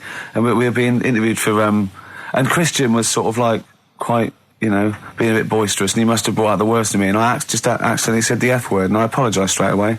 I didn't want to embarrass Phil Dupas. He was doing a good He does job that himself, yeah. but I was thinking about yesterday, and you're saying a bronze isn't worth having, right? Yeah. But say like We're only joking. None of them are worth having, but they're very nice. They're very nice to win. Bronze is and pointless. Well, you say that because like bronze is like coming last, isn't it? Yeah. Yeah. Right. Yeah. Can you tell me the name of the person who won the marathon this year? No. Yeah, but that's because we're not sporty. Well, I'm sure listen. there's lots that can. But Yeah. then the guy who came last, who was in the swimsuit, people remember him. And No, I don't remember his name either. No, what's his name? No, but he was 6 days late. I mean, he was really Yeah, but bad. what's his name then? You see, no one's remembering either. No, but if someone said who won the marathon, I'd go, I don't know, but there was that guy in the swimsuit. Well, I'd say I don't know. It was a woman. Yeah. She had shorts on and trainers. I'm just trying to make My point is, what they will remember is that we were losers. That's what they remember. They may not remember our names. Yeah. They'll just point and shout losers We're all winners, though, aren't we? We're all winners, really. for taking part, sure. Yeah. And it's all subjective as well, isn't it? Go on. I mean, I'm not going to moan about awards because you've won a lot of them. It's like saying they don't mean jack. But Yeah. at the end of the day, right, there's some shows that won awards and you go, yeah, that's worth an award. I think you've got to treat it. I mean, some awards actually boost your profile or career or your cachet or everything like that. Some it's just a nice night out and it's nice to win, but I don't think you should really take any award that seriously. What worries me, though, Rick, as I mentioned on the night, is that when I was at school, you look at me now, you probably think he's an athletic kind of guy, he's a sporty dude, but at school, bizarrely, that was not the case. No, what were you, a bit of a lanky beanpole? With It turns out, You're yeah. joking. Yeah. Oh, right, okay. So, I got a silver in the high jump. Yeah. And I've done better in the high jump, right? Did no training whatsoever, did no Yeah. practice, just turned up. You were 2.5 foot taller than every other person in your class. Yeah, but wait a minute. People think that if you're tall, that makes you easier. It makes it easier for you to do the high jump. Surely not, because I've got all that leg to get over the pole. That makes it harder for me, Don't surely. talk rubbish. What are you talking about? Well, of course, the taller you are, the more chance you got at the high jump. Well, explain Everything that else to me. being equal. Oh, what? Are you okay then? So, is it harder for a 6 foot man to step over a matchbox or a baby midget? A baby midget? That is tiny, Rick. Hang on. Here's something I've learned, remember? Go on. Back to like show 4 or whatever. Go on. What is it? For? The flea can jump over the London Eye. No, it can jump the equivalent of if it was a 6 foot man. It can jump about 6 inches high. A flea cannot jump over the London Eye. Yes, it can. Yeah, it can. And Tell your kids that. Carl. Oh, remember. Oh, a flea can jump over the London Eye, and an ant can lift 3 Volvos. But you're talking about fitness people and that. Remember Go on. when we were in the pub, right? Yeah. And your mate Johnny was in there. Yeah. I think it was. Yeah. And he was talking about that guy who got done, right? Because he entered a wheelchair race. Yeah. And there was nothing wrong with him. His legs were all right. Yeah. Now, he got done because he shouldn't have been involved in it. Yeah. But don't you think that really he's really good for doing that? Because he's not normally in a wheelchair. Sure. So he's not used to how they move about. Yeah. His arms aren't as strong as the other fellas who are always in the wheelchair. Sure. He had his mate pushing him. That was the Surely- problem. Yeah, it was motorised. I'd give him a gold plus. You're taking a bloke who's not used to doing something. He does it the first time and beats the people who are at it. What about that woman, though, that was disqualified in the shooting because she was in a wheelchair and she was just in the normal able-bodied Olympics. It was just, she entered, right? But she wasn't allowed to rest her elbow on the arm of her chair because that was at disadvantage. So she was in a wheelchair and she's shooting, but she was getting an unfair advantage. And they said, you cannot put your elbow on the arm of your Sneaky, wheelchair. aren't they? No, they are. You got to be careful. You got to be careful. Do you want to play Some of them aren't even disabled, it turns out. Hold on, though. We're talking about athletes, aren't we? What record should we play next? I'd love to hear that single that was out a couple of months back by Athlete. Let's have Athlete. Man, I love West Side by Athlete, a track that I know you and I have enjoyed. Yeah, it was one of our favourite new tracks of the year, that one. Yeah, Absolutely. Very good. More of our favourite tracks to come on XFM 104.9. You know, me, Ricky mentioning Gervais, and you, Steve Merchant, and Karl Pilkington. sure, go on. You know, I was mentioning Shoot. the high jump. That Yeah. high jump. Do you know the reason I didn't get the gold? It's faintly embarrassing because the guy it was just neck and neck, me and another guy. In fact, he was slightly shorter than I was, and I was using the traditional Fosby flop. Is it the Fosby flop? Fosby flop. And he was using a method which I can only describe as the Superman, where he was running at the bar and diving headfirst over it. I've never seen this technique before. It's illegal, that's Absolutely why. incredible. Is it not Yeah. allowed? The Fosby flop only works because his shoulder and are going over before his head. Right. That's they got around the rule. You weren't allowed to dive over because it was too Obviously, easy. no one monitoring that. Yeah, no, Just the no. games teachers having a quick fag. Yeah. What was his name again? The The fag. I think his name was Mr. Woodbine. But he anyway, so he's using this method, right? And it gets neck and neck. And I don't know how many chances you get to knock down the bar. But anyway, it got to the point where basically I had to get over the bar or I was going to come second. Sure. And I decided at that point to use his method. Because he'd seemed to be doing so well with it. I thought, well, I'll try that then. That looks easy. Oh, dear. And ran at the bar, launched, didn't actually get my feet off the ground. Just hit the bar like I was someone finishing a race, you know. Did you have... It's so pathetic. Just clattered everywhere. I just want to get this picture of you at the age of what, 15, 16? Yeah. 6'5" already, probably? Yeah, probably, yeah. Probably what, about 9 stone? Exactly. Yeah. Did you have your glasses on? Of course I did. That you must have looked pretty And sexy. Probably a small bum fluff tash Yeah. as well. That must have been good. That Was was a it good true looking- once, when you were about 16, you decided to wear a dicky bow to school? Yeah. That Yeah. must have been great. That was during my PG Woodhouse phase. You thought you'd be a hit with the ladies if I you were thought- more sophisticated. Well, not only that, I thought it'd make me kind of kooky and eccentric. Yeah. Like I wasn't already. 6'7", goggle-eyed. Yeah. Like they're already thinking there goes a weirdo. Oh, he's a Yeah. weirdo with a bow tie. Yeah. Brilliant. Does it spin round, mate? Yeah, what a 'Cause you're catch. getting me hot. Exactly. Oh, dear. Yeah, I wore that for about 6 months, and it was in school colours because we had to wear a tie. So school, but this was a bow Fantastic. tie. I mean, now I don't. Oh man, I can't believe don't it. know what I was Carl, when you were a little Pilkington, right? What was, if you had hair, what would it be like? What do you mean? well, you obviously had hair then back then. What was the style? It was like sort of. I had quite sort of fine, sort of straight hair. Yeah. Right. Hairdresser once said to me, "You've got hair of a Chinaman." He was a wise man, wasn't he? What do you think that meant then? Oh. He just said you've got the same hair as a Chinese man has. Very straight, quite fine. Why is he telling you? I just imagine this pal going, the Arsenal did well, didn't it, sir? Should I have something on that? You have the hair of a Chinaman. I'm sorry, nothing. You're not the spy. No, I'm not. Thank you. Good night. Oh, It was You're not one- like one. yeah, lovely. was You have the one- feet of a fish. I'm sorry, nothing. It's not you. Okay, next. You have the hair of a Chinaman. It was one of those barbers. It was a cheap one, just on a railway bridge. I don't believe that. Go on. And it was- On a railway bridge. That's why it was cheap. It was very low rent, so he could charge That wasn't a 50p. barber. That was a man with some scissors. Yeah. Did you go, oh, have to move you there, sir? Wow. Okay, back in the chair, sir. I imagine them on one of those things you always see in old films where you've got You kind have of to pump press it up on and that down, thing yeah, so it like a travels along the seesaw. track. Yeah, Wasn't as good as that. It was just a normal chair, little wooden hut, and he did have to stop when a train came past because it used to. Well, because he had to change the signal. just making a few extra Yeah, bob. exactly. Yeah. Oh, I love That's that. Manchester for you. Oh, God. I always it remember wasn't him. Bernard Cribbins, was it? I always remember him saying, "Do you want your hair washing?" And I said, "Is it free? You know, does it come with it?" And he said, "Yeah." So I said, "Oh, go on then." He said, "Hang on now, I'll just have to wash these mugs up." He had like a sink full of mugs. Oh, So I'll just God. take these out and then I can wash your head. Oh, no. And that's why Why did you go to this man? it was cheap. It was How like much was it? About £2. And when was this? God, at 80, 88, 89. All right. Yeah. So what happened to your Chinese hair? When did it start coming out? You have the hair of a bald Chinaman now, don't you? You've got the hair of a Chinaman in a box now. I used to just work a lot of hours, and I think, That's what made it fall out. yeah, of course. No, it's like- not. It's genetic. You can't It's stop not it. can you? genetic. Of course it is. Your dad old? No, he's got more hair than me now, I think. Is your mum? Kojak's got more hair than you, Karl. Anyway, Don't have a go at Karl's hair. That's a bit harsh. Oh, look at his little face. what did it say before in that book about going bald? It said it had a little tip, didn't it? We'll go over them later. It says if you're going thin, doesn't it say cut your hair short and something like that? So it makes you look thicker.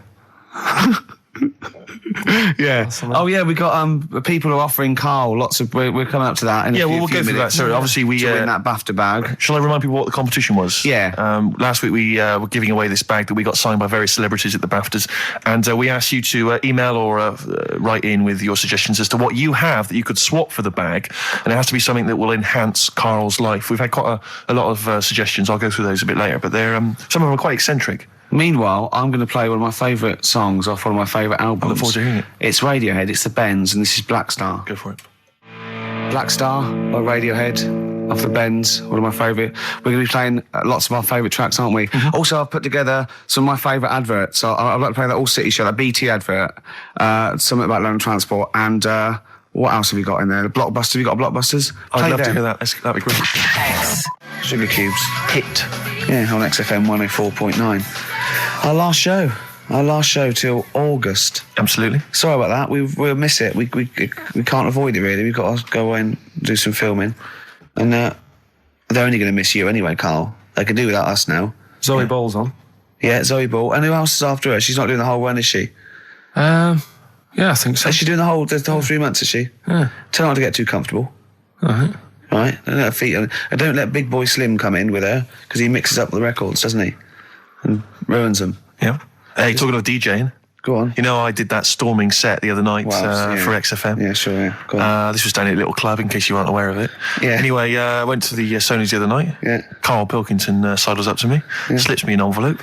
Go on. 200 big ones in there. Did you get paid cash for that? Yeah. £200. Taxman won't know about that. Cash in hand. No, the tax won't know, because, I mean, obviously no one who ever works in tax office is listening to local radio. Oh. Yeah. Well, so... No, the taxman will know about it. Yeah. Because I'll declare it. I would. Put it, it's going straight down. I'll do it when I get home. Do it when I get in later on. And don't write off rubbish that you buy anyway, like, you know. No, Yeah. I won't. No. I'll do it all above board officially. Fill it all in correctly. And so I'll send it now. I'll send it tomorrow so that you get it early. So it's not too busy for you, sir. Oh, never mind. Oh, yeah. Also, did you see Liquid News last night? No. What is Liquid News? I don't really watch It's the Liquid thing News. on Choice, right? And it's sort of celebrity news, yeah? And Julian Clary was on, and they were talking about the Sony Awards the night before, which went to, and they said something like a relatively unknown had won the entertainment award that we were up for, and Christian and Chris Moyles and Jonathan Ross said beating off bigger people. Not he was beating off bigger people. They weren't suggesting he was. Was Julian Clary beating off at the heart? Yeah. And it said, so the people who didn't win resorted to silliness. And it cut, right? I don't know where the camera was. It must have been miles away because it wasn't us. It cut to me making a little hat for you out of a Budweiser box, a little dialect thing, and then forcing it on your head and you sort of struggling. Do you remember that? I do remember it. Yeah. But They're always watching. They were filming us. They were filming it, yeah. Scary. So, yeah. That's really scary because some of the things we were doing. Because I was tying scarves around your head, wasn't I? We were touching Karl in an intimate way. We were gaining him up, to make him feel all uncomfortable and everything. Because he doesn't like that sort of thing, do you? Can't stand it. We're going to be giving you a cuddle about 5 to 3. Seriously, we are going to. On the way out. And I've got roaming hands. Yeah. Do you know them girls who came up from the radio academy and sort of said, "Oh, so you're Karl then?" Right. Yeah. Yeah. A couple of fans went up to Karl. Just on the way out, I said to him again, I said, "Look, I'm not gay," because they were convinced I was. That's because if you remember a couple of weeks ago, we teased Karl that he had to go as Steve's partner to the BAFTAs, and they really meant partners. You know, after the show, when he was walking home, he was going to go buy his suit. I actually said, they will ask you. He went, well, what if they say, and as we walk in, Steve Merchant and his boyfriend, Karl, well, they won't say that as you walk in. They might overdub it on the television. So he was going, well, what about my mates in Manchester? And he said, I'm not going. The risk of someone in Manchester thinking that he was going out with you, mind you, it wasn't. It was probably All right, going. Wow! If he was going to see where you're going, if you were going to be gay, you wouldn't choose Steve, would you? No. Who would you choose if you were gay? If you could go out with any bloke, who would it be? That's a good one. Yeah. That's a good one. He's thought about it before. Go on. No, of course not. No, who would it be? Who, if you were gay, what bloke would you go out with? God, probably Jonathan Ross is all right. You gay? You fancy Jonathan Ross? You Bender? Oh, Bender! Rossi! Bender. Oh, you've got his number, haven't you? We should get contact. I love you, Jonathan. You. Jonathan, I love your film show. You're so funny and handsome and well. Rock and roll with me, David Bowie off Diamond Dogs. Another one of my favourite tracks. Cracking. Great track, isn't it? Well, it's time for Karl's Room 101. Karl was too shy to obviously ever do this for real, but we thought that end the run of this with things that Karl hates. Yeah, we know the thing he likes. We know that. So Karl, okay. We should just point out that we've been inspired by the TV show Room 101. We didn't come up with this ourselves. Yeah, we did. This is room 102. Yeah, we'll be Paul Merton and you be Karl Pilkington. Right. You could chance to banish to room 101 all those things that you dislike, they're never to be seen again. Will you please welcome Karl Pilkington? All right. Who? How are you doing? All right. Karl, so what does this represent? And imagine me putting something on the table next to you. Go on. Right. Well, first of all, right, it's dead hard to come up with like 5 things that drive you up the wall. Okay. Right. It's not easy because there's so many things. Yeah. But it's just like, picking 5. It's like someone saying, pick your 5 favourite records of 5 favourite films. Yeah. It's hard. So, in Desert Island Discs where you always get the complete works of Shakespeare in the Bible. Yeah. I think you should include Ricky Gervais. I think you should always be there already in Room 101. They don't have to nominate you. You always go in. Go on then. So don't bother putting him in. Don't bother putting Ricky in, Karl. He's already there. I'm already there, waiting. Yeah. Go on then. right. Yeah. First of all, right, I thought of like things that we've done in the past. Sure. And like quotes and that you were talking about. Yeah. That quote that people say that money doesn't make you happy. Yeah. Right. We're just rattling through some here. Yeah. That annoys me. What? Well, the quote, money doesn't make you happy? Yeah, because it does. It clearly does.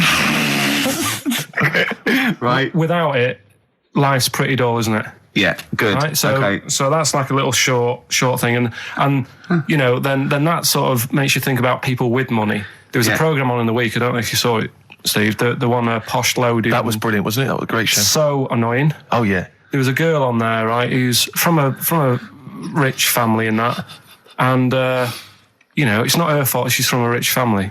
No. It's like how posh people annoy people. That doesn't annoy me because the way I sound is because of where I'm brought up and that. Yeah. And at the end of the day, if you sound posh, you sound posh. It's, it doesn't change you as a person or whatever. Yeah, it's quite But this girl, right? Did you see it, Steve? I did. You didn't see it, did you, Ricky? No. Right? This girl goes shopping. She buys like 4 t-shirts and a crappy little handbag. Yeah. Spends about 1,300 quid, and she's just wasting it. Going, the woman's saying, "Oh, you'll love these. They're really in fashion." She said, "Oh, whatever. I'll probably only wear them once anyway." And it's just that sort of thing annoys me. Yeah. People with money, who have grafted for it are good, but like, people who just get money given to them from the rich parents trying to make the wall. There was another point, right, where she's in a shoe shop, right, and she's like got these big boots and stuff. But part of the problem is, right, she's quite odd looking in that, right? But she's got a lot of money, so she makes herself look half decent. Yeah. Problem is, she's got fat ankles. She's got what? Fat ankles. Right. And they drive her up the wall because it's one of them things, isn't it? It's almost like God has gone, yeah, you can have all the toffees and stuff you want. You can have like your nice t-shirts, but at the end of the day, love, you're stuck with these ankles. And you can see these... I love the idea of God saying, right, you can have all the toffees you want. Yeah. And you have nice handbags and that, but you're stuck with these ankles. Oh, God. And I really wanted to get a job in that shoe shop where she was going in, blowing her dad's money, and she was calling up her dad saying, "Oh, Daddy, is it all right if, I'm just out shopping. I've just bought some shoes that have cost like $1,000. And I really wanted a job in that shoe shop. Just so I could sit there, and when she comes in, you go, "Oh, hello, love," whatever her name is. "Lovely to see you here again. Got some lovely new shoes in. Look at these nice new boots. Everyone's wearing them. Victoria Beckham. And, all the it girls are wearing them. Yeah, try them on. Oh, you can't because your ankles are so fat. You can't get into these. Never mind, here's some boots. She really annoyed me. And I'm not a nasty person. You're not. She brought it out of me. Oh, I'm worried though. This idea of you getting a job in a shoe shop, I'm not sure you're qualified. I like all that's way round it. That some people go, I'd like her to lose all her money or something. He'd like to actually bother go through getting the job in the shop, and then just wait in there. You'd be too busy mucking around outside on some kind of trolley stuck in a little lake. But interestingly, in that show, I was watching that show, and at one point, you mentioned that her fat heels or her fat ankles. Yeah. She said, I'd like to have various changes to my body. Plastic surgery. I'd like to do this to my face and da da da da. And her mum's there, and her mum's going, no, don't be so. No, you're my daughter. You're beautiful. Da da da da. No, you shouldn't. I'm not going to let you have those. Da, da, da. She went, I'd love to have an operation on my fat ankles. Her mum went, yeah, I do agree with that. What kind of a mother does that? Oh, how bad can fat ankles be? I know. What were these ankles like? Well, tell us, Rick. You must know. No, do you know what I mean? They were like, if you said to a little kid, say a 4-year-old kid, draw a person, they'd draw her legs. Do you know where there's no sort of thin bit and then it comes out a bit for your knees? Oh, yeah, and then just ankles. It was just like 2 logs. People go and say, I like your new flares. What do you mean flares? They're leggings. Cheeky. Awful. So, It's okay. So you're putting in posh girls with fat ankles. Yeah. Okay. What's your next one on Room 101? Right. Another quick one, really. Go on. People in supermarkets. Right. What, the people who serve? Yeah. It's mainly... these shops you get round in London that are like open 24 hours, right? Yeah. You'll go in and you'll buy you don't do your main shop there. It's mainly just little bits in it. Your carton of milk and maybe a loaf, a couple of balm cakes and that. Yeah. And you go in there. Who still buys balm cakes? Right? Do they have them in London? Yeah. Do you ever ask? Would you be annoyed if they said balm cakes? We don't have those down here. They're rubbish. That's happened before when I asked for gravy and they didn't know what gravy was. For gravy in a chippy. What do you mean? What do you say? Have you got any gravy? Just because you up north you have chips and pie and gravy on it, and they didn't have a clue what I was talking about. Right. Okay. So that annoys me actually. Stick that on the list. But you've got fishmen up north. But listen, right? You'll go. We saw a sign in the north, right? It was a little shop, and the sign said, "We sell bread," and it was handwritten. It was like there was probably like a rush with loads of people in turbans going. What's this bread you talk of? Yeah, little headscarves, old women running down with their little. But anyway, these shops, right? So you go in there, getting your stuff, and you'll go up to the till, and they don't say hello to you. They don't sort of smile. They just bleep the stuff through. Mm-hmm. They don't tell you how much it is. They just sort of expect you to look at the till to see how much it is, so you can get your hand in your pocket, give them the money, they'll give you the change, and they won't say goodbye. It's like they just can't be asked to have any sort of hello, how are you doing? Yeah. I don't want a big chat. I don't want to know what they're getting up to and what the dad does for a living and all that. I just want like, how are you doing? You're well, right? Oh yeah, this bread's popular or whatever. Right, that'll be £5. You need to keep abreast of which bread you're selling well. Oh, Mother's Pride, that's a good choice. It's 70% of all our stock is. So that really, even though, it is a 24-hour I'll be honest, I would err on the side of silence. Not rudeness. I hate rudeness if they do that, but I would rather, I'd start to go, £1.50 please. And that'll be fine for me. Any more. What about hello and goodbye, have a good day? Not in an American way. It doesn't bother me. I prefer people who say have a nice day and don't mean it to people who don't say it at all and don't mean it. To be honest, I don't worry about that mock sincerity because I think it. No, it's just normal, isn't it? I'm saying I like people who say I don't care. They say, oh, nice to see you, come again, have a nice day. It doesn't bother me. But a chat. I hate people who think they're the life and soul. No. When you're going through. I mean, like nuts. If you go through a door, you hold it open, you go, there you go. You know what I mean? You expect a thank you. Yeah, that's all. Yeah, and also when do you come in at like a narrow walkway and you're both walking there, and I stop, we'll get out of the way, and they tut like I should have. I want to go. Hold on, look, we're both in the same boat here. Yeah. Why is it me? That annoys me. Where people tutting when they're in the wrong. They own the street, or if two people aren't looking where they're going, it's one person's fault. That really annoys me. Yeah. Sorry. So that's it, really. I mean, I know the 24-hour shops and they're knackered and stuff, but politeness, just to say... Well, it costs nothing, does it? No. So those are your little quick ones. Then we get on to your big three, don't we? ones. The big one. Yeah, Should if we play you a want. record and come back to that? I know what you want. I'm talking to Karl Pilkington on room 101 on XFM 104.9. Yeah. What? You order. Oh, excellent. X. Do you know what I mean? It's mad. We were shouting at you then. How loud are those headphones? Pretty loud, but I'm always wearing headphones, so... Yeah, but look what I'm doing. This is an old radio trick. You put one earphone over your ear and the other one off so you can hear people in the room. Hives on XFM what do you want? 104.9. What did you want to say? Doesn't matter, Karl. It does. The point is, it could have been important. It could have been a fire, anything. When we shout anything, you jump. Yeah. Do you know what I mean? Come on, Karl. Get with the programme, all right? Hey? Right, what other things you want to put Yes, in sir. 101? Other than us. Spiders. Right, go on. I know Ricky will be agreeing with this. Yeah, all spiders, yeah. Not all spiders, because there's some spiders that are on the planet that don't do any harm. They clean up stuff, don't they? Well, I got little brushes. Do you mean like janitors spiders? yeah. No, there's some that, just Hong Kong leggy. just get on with stuff. But I'm talking about the spiders that are deadly. And spiders that are massive. I mean, Johnny's mate, Ricky's mate, Johnny, I mean. Yeah. He was talking about how he was in Australia. Yeah. And he was sharing a room with a mate or whatever. And his mate was having a shower and said, Johnny, just come in here a minute. And he went in and there was a spider on the side of the bath that he said was the size of your hand. 2 hands width. It's sort of like a size track, just like 8 inches across. That big, right? And the daft thing with that one is that can't kill you. It's massive. It's got no purpose. It's a huntsman. Yeah, but something he said it does, right? If you sort of walk around it and it thinks you're going to try and trap it, it hisses at you And jumps at you. and jumps on you and sort of clings on. That's terrifying. You'd be sort of running around trying to get it off and it's just gripping on like the old stag beetle thing again. Yeah. It's clinging onto you.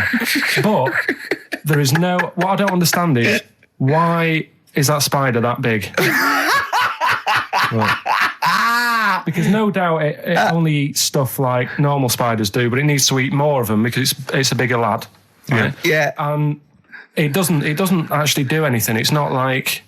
I just don't Doesn't get track, it. doesn't paint, doesn't do anything. It's just getting in the way, and it's one of those things that are so big you couldn't kill it. Because can you imagine like the mess that would make something that size if you stamped on it? Yeah. Which I'm not, again, I'm not a fan of. Yeah. But I don't get that. And then there was a programme on a few weeks ago on BBC about spiders. And there was this one, right? It was going, there's so many spiders in the world. And apparently there's so many of them, they can't give them all names. Right? What they're saying is, once one dies out, they'll actually introduce another one. Because there's so many different breeds of them that it's impossible to sort of make a book and list them all. Right. Well, It's like the book would be infinitely long. Well, yeah. Yeah. It's like a queue. They're not trying to name it individually, are they? No. That's their problem. No, seriously. Yeah. Just keep it down to the species. Go on. This is true. This. Go on then, yeah. So they'll sort of go gives a spider, the Black Widow, right? Black Widow, they've all died. So who's next? And they'll say, here's a redback. Yeah. And that's how they introduce them. So this programme was going on about this. Right? That's not how they do it. No, they do it. Okay. Your point being. Right. So anyway, there's this little one, right, in Australia, and it shows you some kids being dead happy and playing around in the sun, loving it, all healthy and that, and, love being in the sun. They're playing around the pool, and, there's a couple of them there playing swing ball and that, dead happy, not a care in the world. And like the one of them goes, I'll go swimming because I've been playing swing ball for an hour, got a bit of a sweat. Sure. Go for a little breaststroke or whatever. And they get in the pool and they can't wait to have a swim about. And then it pans to the bottom of the pool. Yeah. And there's this little spider just sat there dead still. Right? Sat at the bottom of the pool holding its breath. Holding its breath. Okay. Cheeks going up red, eyes bulging. yeah. 8 pairs of goggles on. One goes by with a snorkel. You should have thought of this. 4 pairs of flippers. Yeah. Oh, He's sat there in the deep end, right? And then it pans back to the kids having a good time, chucking a ball to each other. Yeah. I can see what's going to happen here. And it pans back. It's not going to join in the game, is it? no. And what happens is the kid starts bouncing up and down on the floor. Sure. Goes and sticks the kid goes and puts a foot on the spider. Bites the kid, and apparently, if you're not seen to, you can be dead in 15 minutes. Sorry, why does this spider sit at the bottom of the pool? That's what it likes to do. Animals don't do things they like to do. Animals do things for a reason. Waiting for a kid to come along. So No! It doesn't make any sense. It doesn't make any sense. well, that's what it does. It's not. It doesn't go out to murder kids. That's not what it does. No, there must be a reason.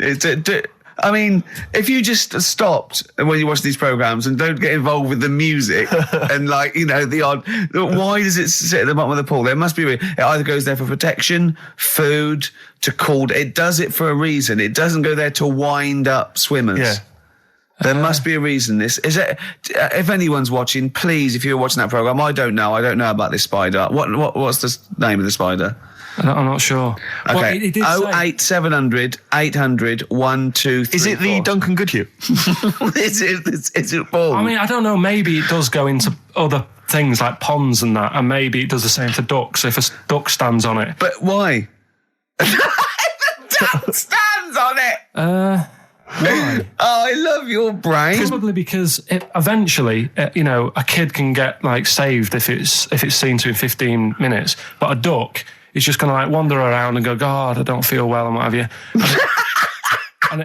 What good is that to the spider? Because No, I'm saying it might kill it if it might protect itself, but it must be in the pond for a reason in the first place, or the swimming pool.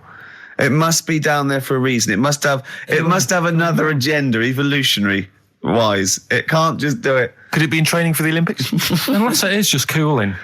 Like those, because on one of the other programs that's a bit mental. That one, yeah. The one with the lizards. Did I tell you? Well, that? let's not get into lizards. This could take. Okay, no, go on quickly. No, this is a good one. It was a program, BBC program again, on how insects and animals help each other out. Yeah. Right. They were saying how you might think they're an insect, but they think like humans do, and they all help each other out. Right. And there was this lizard that is running about in the desert. Right. And it's going, God, it's roasting. And what it does, it makes a little hole in the sand and it goes under the ground and it cools down, right? Yeah. And then you see one of the locals, I think it was in Egypt or something, and the Egypt bloke comes walking along. Egypt bloke. And Is he walking like an Egypt bloke? Walk like an Egypt bloke. and what he does, right, he's looking out for these holes in the ground. Sure. And he sticks his hand in. Yeah. And Why does he want the lizard? He makes shoes and stuff out of it. Okay. Right. And you see Cobblers. walking around, he's got about 12 of these things in a basket on his back, and they're all looking really fed up. Oh, yeah. And it's dead hot, and they can't be bothered trying to escape, and they look really fed up. And this bloke's laughing, he's collecting loads. I love how he watches this, because they sort of editorialise it and make it into sort of evil play. Yeah. But then it was saying how this deadly scorpion that man is scared of is mates with the lizard. And the reason is that the scorpion goes into the hole, right? It can't dig its own hole because its arms are that big and it's awkward for it to dig a proper hole. Sure. So what it does, it goes into the little den that the lizard's made, right? And whilst the lizard's having a kip, the scorpion says, "I tell you what, I'll do you a deal. You have a kip, I'll walk up and down this hole here and sort of scare away any people." So the lizard's like, "Yeah, all right then, fair enough." Because the scorpion wants a little hole to keep out the sun. The lizard wants a kip. They've done themselves a little deal. The Egyptian bloke comes walking along, sticks his hand in the hole. Yeah. He thinks he's just going to get a lizard. Scorpion stings him. He runs off, drops the basket. All the lizards go running off. I love the fact that is what always happens. Yeah. They filmed that just by chance, and that's what always happens. I like the fact that the Egyptian bloke has done this every day. He does it. He goes, "Well, okay, I've got all these lizards. I'll just go to this hole again. Yeah. Because I haven't got that lizard yet. Yeah. This will be fine." No, I just think. And when the lizard and the scorpion make that deal, and he says you have a kip, and the other one does it, do they talk in Egypt or? I mean, they talk Egypt bloke. how do they discuss? They talk Egypt bloke or English this? bloke. What language do they use, Karl? No, it's the international language of love. But spiders is what you're putting in Real 101. Spiders. Let's go back to that. Spiders. Spiders So that. basically, spiders that have got the poison to kill a man. Because Rick, I know, Okay. but Rick, I know what you're are the ones that are just too big for their own good? Those I don't understand that either. Yeah. Rick, you're scared of all spiders, aren't you? Right? Even the little tiny ones you find. I don't like any spiders. Yeah. Is your husband afraid of them as well? Oh dear. Playing here. What are we playing here? Oh, this is Cat Stevens, Silent Sunlight. It's beautiful off Catch Bullet 4 at its peak in the 70s. Oh, Cat Stevens, Silent Sunlight. Yep. Karl just had a funny phone call, didn't you? From someone who's telling you all about the little brown, it's called, is it? Little brown, yeah. That's the name of the spider that sits in the bottom of the pool. He said it doesn't hold its breath. It's got an air bubble. I didn't think it did hold its breath, to be honest. And then, as you know, Steve was opening a letter we got, and it's a football song, and it's They Don't Like It Up by the Leatherhead Gimpers. But it's the fact we keep getting sent homemade singles. Wow, that's good, isn't it? Oh, there's another one here. They're both football anthems, though. We don't. Well, do we show any interest in football? Are we? Well, yeah, the World Cup we do, don't we? You're right, Rick. Yeah. I've got a bet on as well. Have you? Arsenal, Chelsea to win 2-1. What today? Yeah, and I've got Chelsea to win 2-1, but Henry to score first, and that's something like 30-1 or something. Best luck. Yeah. Best luck. Cheers. Brilliant. Right, so spiders. That's the first one we went on, isn't it? So you agree rude with people that? in supermarkets. Spiders that are either have got enough poison to kill a man or are unnecessarily big. Yeah. Yeah, go on then. Right, good. Going well. Right. Next one. Yeah. Stars in Their Eyes. Blimey, it's a popular show. You might alienate a lot of people. Stand it. Why? Just, I think if you've got a talent, right, there's loads of shows now that you can go on and make a killing. Yeah. Like Pop Idol. Yeah. What was the other one? Pop Stars. Yeah. That sort of thing. So people who will go on Stars in Their Eyes, they want to sort of be famous. Yeah. They want to be a singer. What I don't understand is why go on that show where you do all the hard work, got to do all the graft, Yeah. and yet, even if they win it, you never see him again. The guy who won last year, Christy Berg. Ian Moore. Ian Moore. Before last, brought us now with his own stuff. Yeah, but, all right. How did it I sell? bet that sold well. Exactly. Don't get it. What I like is when someone doing Edith Piaf like wins a heat, and Matthew goes, "Well, I don't think you'll be going back to the cleaning job, will you?" Yeah, yes, you will. Monday, Almost certainly. Monday. She'll be back there Monday. And just the way, you know, in like the final last week where the guy who was Elvis won, and they're all I thought he in would there. though. I thought he was very good. No, he was good, but will we see him again? Do you know what I mean? What is his job? I don't know. He'll be carrying on doing that. There's going to be no change to his life whatsoever. He's very good at what he does, but he's wasting his time on Stars in Their Eyes. So I don't understand exactly what your issue is. You clearly like the show because you watched the final last week. He thinks You agree that people are talented. You think it's a waste of talent to go on Stars in Their Eyes because it's not a vehicle to be famous, whereas something like Pop Idol, Yeah. Pop Stars, even Yeah. Big Brother. Do you know what I mean? Go on that. Sit in a room all day, have a month off work. because they're all big stars now, aren't they? No, but what I'm saying is, it's less work to sit in the Big Brother house. Now and again, just sing a song, and people go, "Oh, isn't he a good singer?" You come out after having a month's rest or whatever it is you're having there. Yeah. You come out, and there's loads of record companies like waiting for you to come out and give you a deal. And what happens then when you get a deal? When you cut a record, what happens to that record then?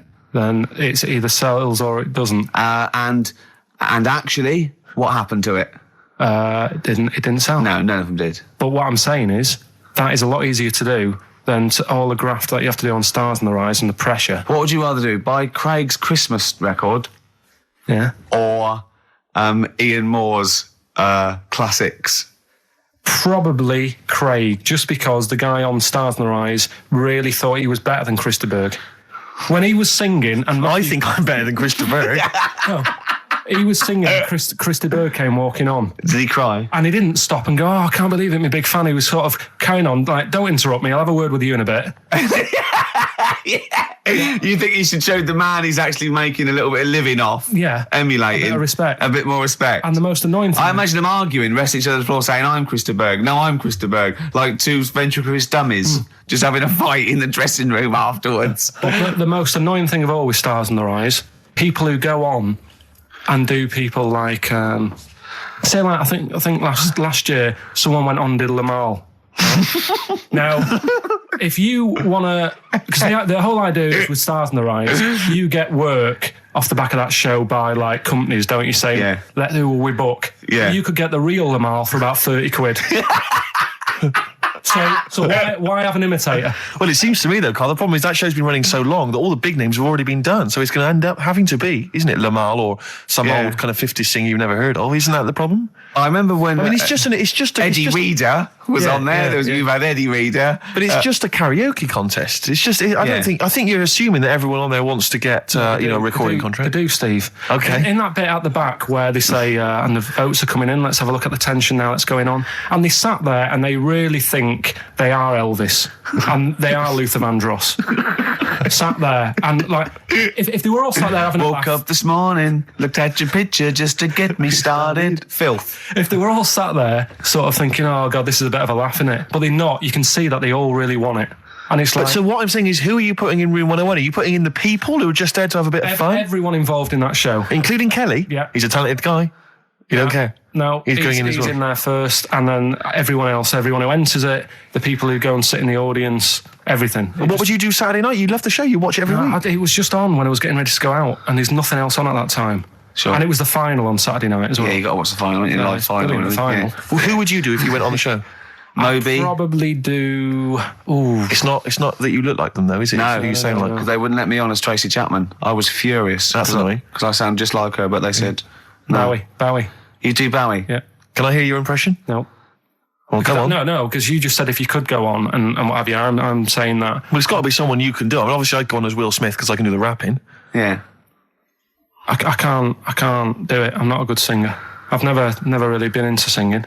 I've never done a live singing thing before. Haven't you? No. But if there was a talent show, on, what did you do? I did Walk Like an Egyptian by the Bangles, and I mimed, dressed up as a woman. How old were you? It was when I was still going to school, so it was like... Well, I hope so. 12. And what? Sorry, what was the... Why did you do that? What did you mime to, and why were you dressed as a woman? Where's the logic in this, is what I'm saying, Karl? What sort of act was this? I think I was meant to get hold of some like Egyptian outfit. Couldn't. So I looked in my mum's wardrobe and I had a dress. Dress in a fez, carrying some lizards. That'd do it, wouldn't it? I had some boots and a wig on. And how did you dance? Look, he looks confused. He's confused by his own act. He's suddenly confused. The best bit was it was like a proper talent show. Do you know where you cover it all? Yeah. So I did like the dancing and the miming, and then I also did a bit of magic, right? Where I had like a cloth, right, and I had it over my hand like that, and the crowd were like, "Oh God, what's he gonna do?"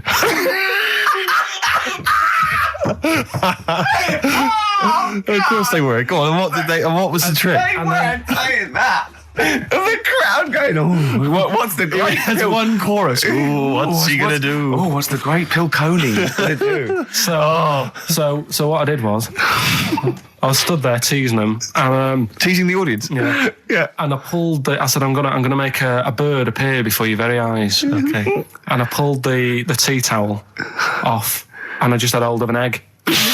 And I said, "Oh, it isn't born yet." They loved it. He's so proud of that. Look at his face. Did you come up with that yourself? Yeah. Did you have any help at all? No. So you did Walk Like an Egyptian and Dress as a Woman. Then you did the egg trick. And then I was also playing like a janitor, because when the next person was singing, I'd come on and all the electric went off, and I came on going, "Oh God, has anyone got 50p for the meter?" Oh, you're quite a little showman, weren't you? And then Did you win? Chucked us some money. Yeah. And, are you sure you weren't actually employed as the janitor? No, did you win? No, I think we came second. This really tarty girl who did Madonna like a virgin, and I thought, yeah, right. Like you are. She's a right ropey little woman. But so great. Okay, brilliant. so Spider Stars in Our Eyes. We better play a track, hadn't we? Indeed, yeah. Bit of Tom McRae. This was a track we played a while back. I enjoyed it. Tom McRae, End of the World News. Yeah, I love that one. I hope you're enjoying the music. We're loving it, aren't we? Indeed. Still to come, we've got another entry to Room 101, Karl's final entry, and then that giveaway, the famous giveaway with Enhance Karl's Life. Can I have some adverts though first, Karl? Because I'm getting a bit fed up with adverts for a little while. Badly Drawn Boy, Once Around the Block. Classic, a retro cut. Getting a bit sad now, Steve. 20 minutes. Indeed. You're right. I've got so much to say. I've got so much to leave people with about Karl, all the things he's done. Looking back, Karl, do you remember when I put up the waste paper bin on your head? Classic. Classic time, yeah. Yeah, do you remember that? What did I do to you today? Well, you tried to bring the same memories flooding back to me by putting the same grotty bin on my head. But the annoying thing was, last time we did it was quite a new bin. Yeah. Did it today, it's rank, all sorts of stuff on it. What else did I do when I saw you go around the corner down there? Go on. I went to get the paperwork and that you need to produce the show. Yeah. And came around the corner. Ricky was sort of hiding. And I was concentrating, reading stuff. And he goes... I don't imagine it was as soft and gentle as that. I imagine it was more like... Exactly. Like that. And I tell you what, I nearly exploded because he sort of hopped on one leg, right? And look,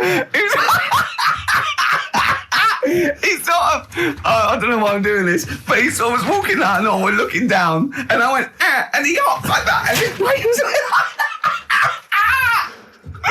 Rest assured, listeners, that if you were here, it's not any funnier than it is if you were listening at home. It's only amusing to Ricky. But I'll tell you what, it makes you feel really refreshed. He was going on and having a heart attack like that, and I was nearly having a heart attack laughing. And he went, "I feel good now." He said, "I can see why people skydive." He said that would be good for people that were ill. Oh, Karl! Did make me feel. How am I gonna live without Karl for 14 weeks? Oh, you'll find other people to irritate. Oh dear. Okay, so right, well. We got this final entry in We 101, but we've also had so many emails and letters about this competition, people trying to bribe you with things. They've been great. Can you read a few of them all? Absolutely, yeah. Well, obviously, this is people trying to win this bag that we got signed at the BAFTAs. We got Graham Norton, Angus Staten, Alan Davis, Jamie Theakston, Paul Whitehouse, Baxendale, Helen, Steve Filmich and McFadden, Peter Davison, Simon Peck, Steve Rowe, all different people signing the big bag. Do you know what I think, though? I don't think people want that. I think they want to contribute to Karl's existence. Well, this is really genuinely think that Karl was sort of, you've only won. How long have we been doing this now with you? Sort of like, in the area, 3 months. Yes. I think you've touched people's lives, Karl. I don't think I've ever met. Well, I haven't met you, but I think your soul comes across as like a cross between. I'd put it. He's like a cross between a cat and Rain Man.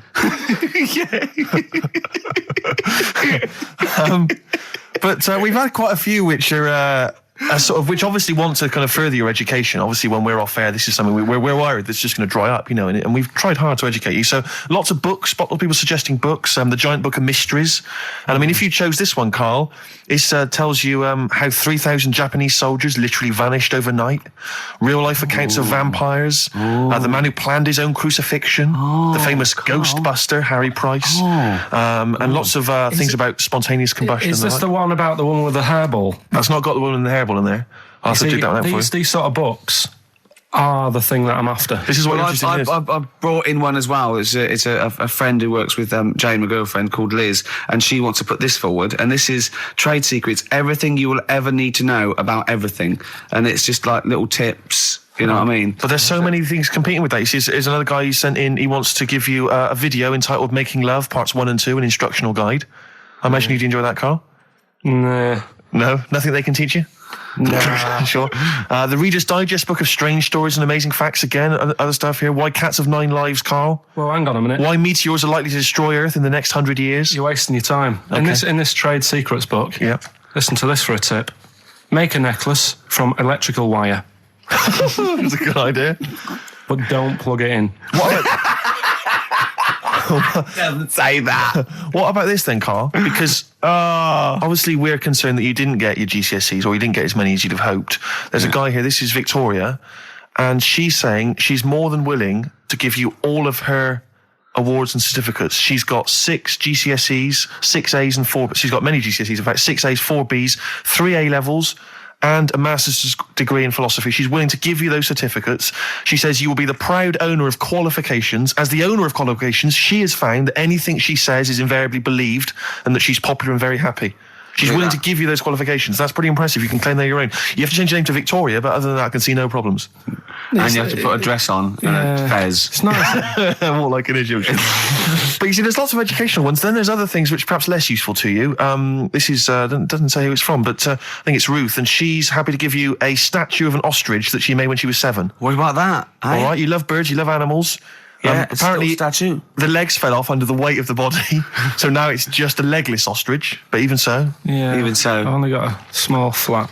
Sure. Another woman here. I doubt if it's ostrich size. Yeah, it's just clogging up space, though, isn't it? This is Lauren. She's willing to give you some of her handmade blue tack animals. She makes animals out of blue tack. She can give you an elephant, a seahorse, a tortoise, a pig, a butterfly, a fish, snail, even a stegosaurus, or anything you choose. See, I've got my heart set on. You've got the books. You're excited about the books. Book. What about this though? This is a Lego alarm clock with a little Lego man who's got a variety of hats. It says here, including biker's helmet and cap. 2, I think, of the village people. I don't know, Karl, if again people are picking certain things up. A clear stiletto mobile phone holder with pink fur on it, flashes pink and green. I think people know that you are not gay. listening in this book. Listen, right? In this book, little tips and stuff. So one here about if your dog keeps nicking a remote control. Sure. The way to get it off it: ring the doorbell. Right, so you got to get off your chair, go and ring the doorbell. So the dog goes, "What's that?" And it drops the remote control, goes running to the door. Yeah. You run back and pick it up. I love the idea of Karl doing that. And then the doorbell goes, and Karl drops it and goes, and it's the dog pressing the doorbell. And it sits back down, and Karl going, "Oh no, not again." I mean, I really do want. Can't I just have this? You excited by that? Are you? It's brilliant. What about this one though that you mentioned? This is a book which has got all those urban legends and stories that you've read on the internet, and it tells you whether they're real or not. This has got the one in there. I know you're very excited about the one with the woman who stuck her head in the microwave. Yeah. Eh?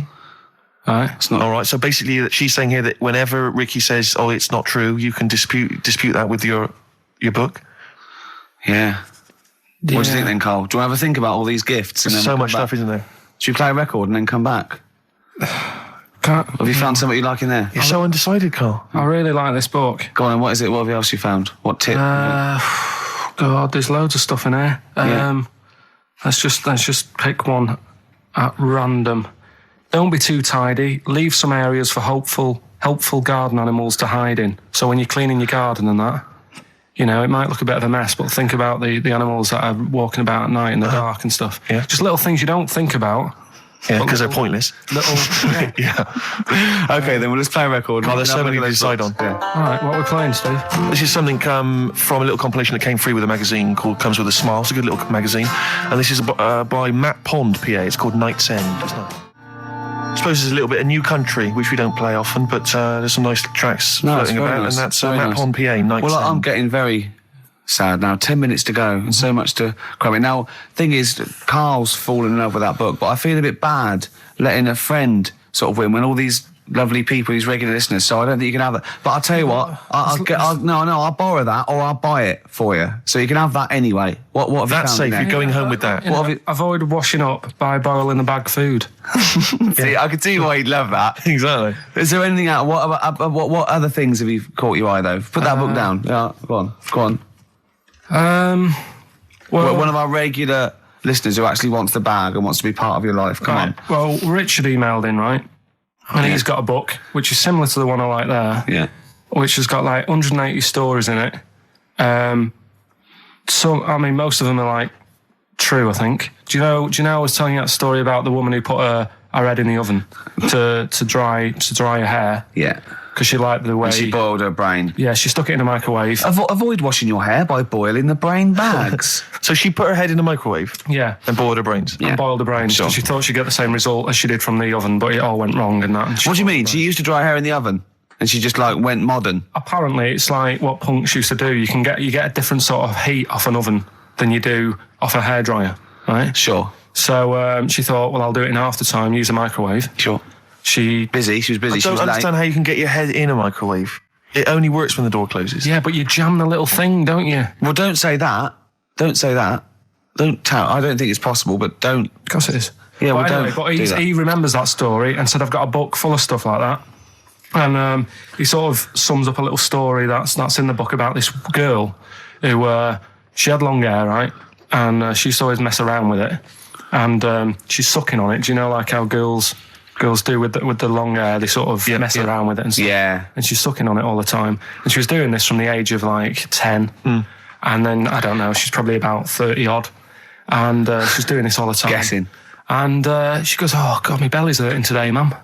And she goes, oh, what's wrong with you? She says, I don't know. You're 30. Yeah. So she goes to the doctors, and the doctors do an X-ray, and nothing's coming up. And it's like, I don't know what's wrong with you. You know, you're just being a bit moany about nothing. She's like, no, honestly.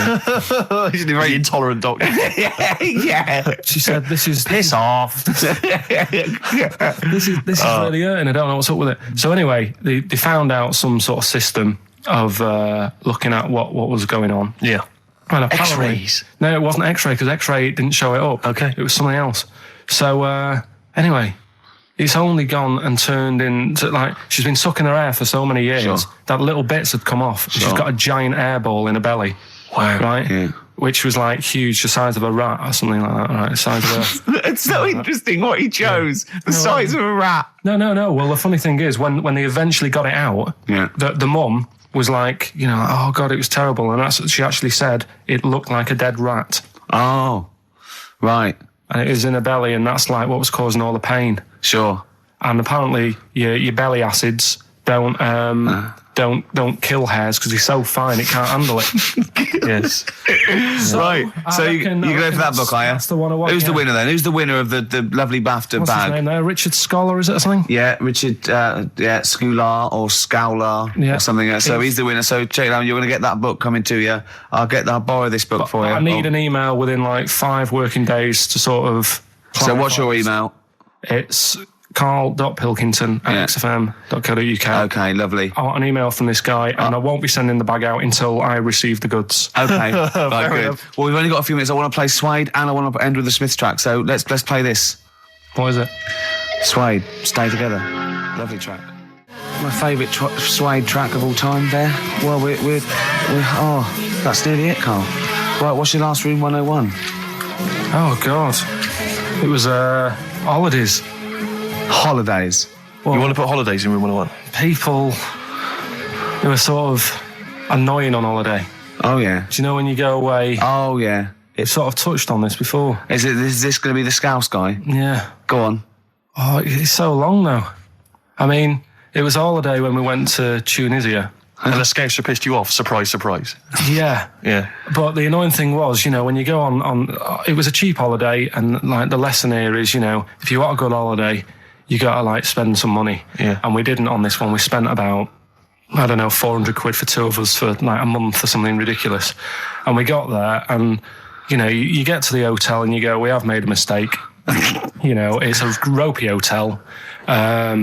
You know, you can tell like the blinds and stuff as you walk in, they're all dirty and stuff. And you think, well, let's make the most of it. You know, let's not get down about it. It's a holiday. It's for a rest.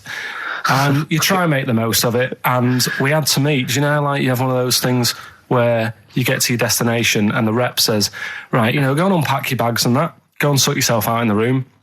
And tomorrow morning we'll meet up at 10 o'clock. And I'll go through, you know, the best sort of place to go for camel rides and, you know, the best deals I can get you. That sort of thing. Can anyone here walk like an Egyptian? So she says, right, tomorrow morning, meet 10 o'clock in the discotheque. So we get up and we have breakfast, and it wasn't a good breakfast. The kitchen was, like, bit horrible. The food wasn't good. And it was run by sort of midgets. What do you mean it was run? Not there's anything wrong with that. There was little fellas running around, and the annoying thing was one of them sort of started to fancy my girlfriend. How did he manifest his affection for No, you're not saying there's anything wrong with midgets, though, are you? Just saying it was strange that there was. Yeah, but even midgets shouldn't be cutting in on Karl Pilkington's No, territory. I know, no. But it's also that thing of, you know, they've got little fingers. And it sort of God, ruined... I'm so sorry. No, I'm not. It is a bit of a phobia of mine. Okay. Do you know what I mean? They are nice people and that. Sure. Oh, God. But the annoying thing is... So what was he doing then? How did he... I don't understand how he was chatting up your girlfriend. Was he crawling under the table so you couldn't see? He just kept... Whispering to her from underneath there. Stop it. Just, you know... Wait, I don't want to get a complaint on our last show. There's not many midgets What's going to happen? Can we just finish this and start up again in a couple of months? Oh yeah. So if you want to know more about the midget theme restaurant, then we'll talk you in 3 months. Yeah. It's just. It's just. No, that's fair enough. Actually, Oh you're yeah, absolutely no, right, sorry Karl. about That's your this. producer's Listen, head on. we'll see you in about a really. It's been a pleasure, truly, and thank you for everyone that wrote I've got your letters. presents. Have you really? Yeah, I've got you both a present. Right? Oh. I got Ricky. Do you know, like we've done fables and Yeah. stuff. Right? Yeah. This is like Mr. Ben. Oh. This is brilliant. Yeah. Right, and it's like little fables that Mr. Ben goes on. Oh, fantastic. So I want you to learn something from that for when you come back. Okay, brilliant. That's lovely, I'll tell you one Karl. of the stories I read this morning. It's brilliant. In fact, when you've done with it, Yeah. give it me. Yeah. Because I haven't finished reading that. Okay, thank you, Karl. And for Steve, a little shut up lines. A little book of chat-up lines. That's fantastic. great, Karl. Well, we'll see you in 3 months. But carry on emailing Karl. Cherish Karl Pilkington. He sits in a little room by himself, so keep him in touch. And we'll see you in August. We're going to leave you with something that we all love. This is There Is a Light That Never Goes Out by the Smiths. Very apt, I think. Goodbye. See you later.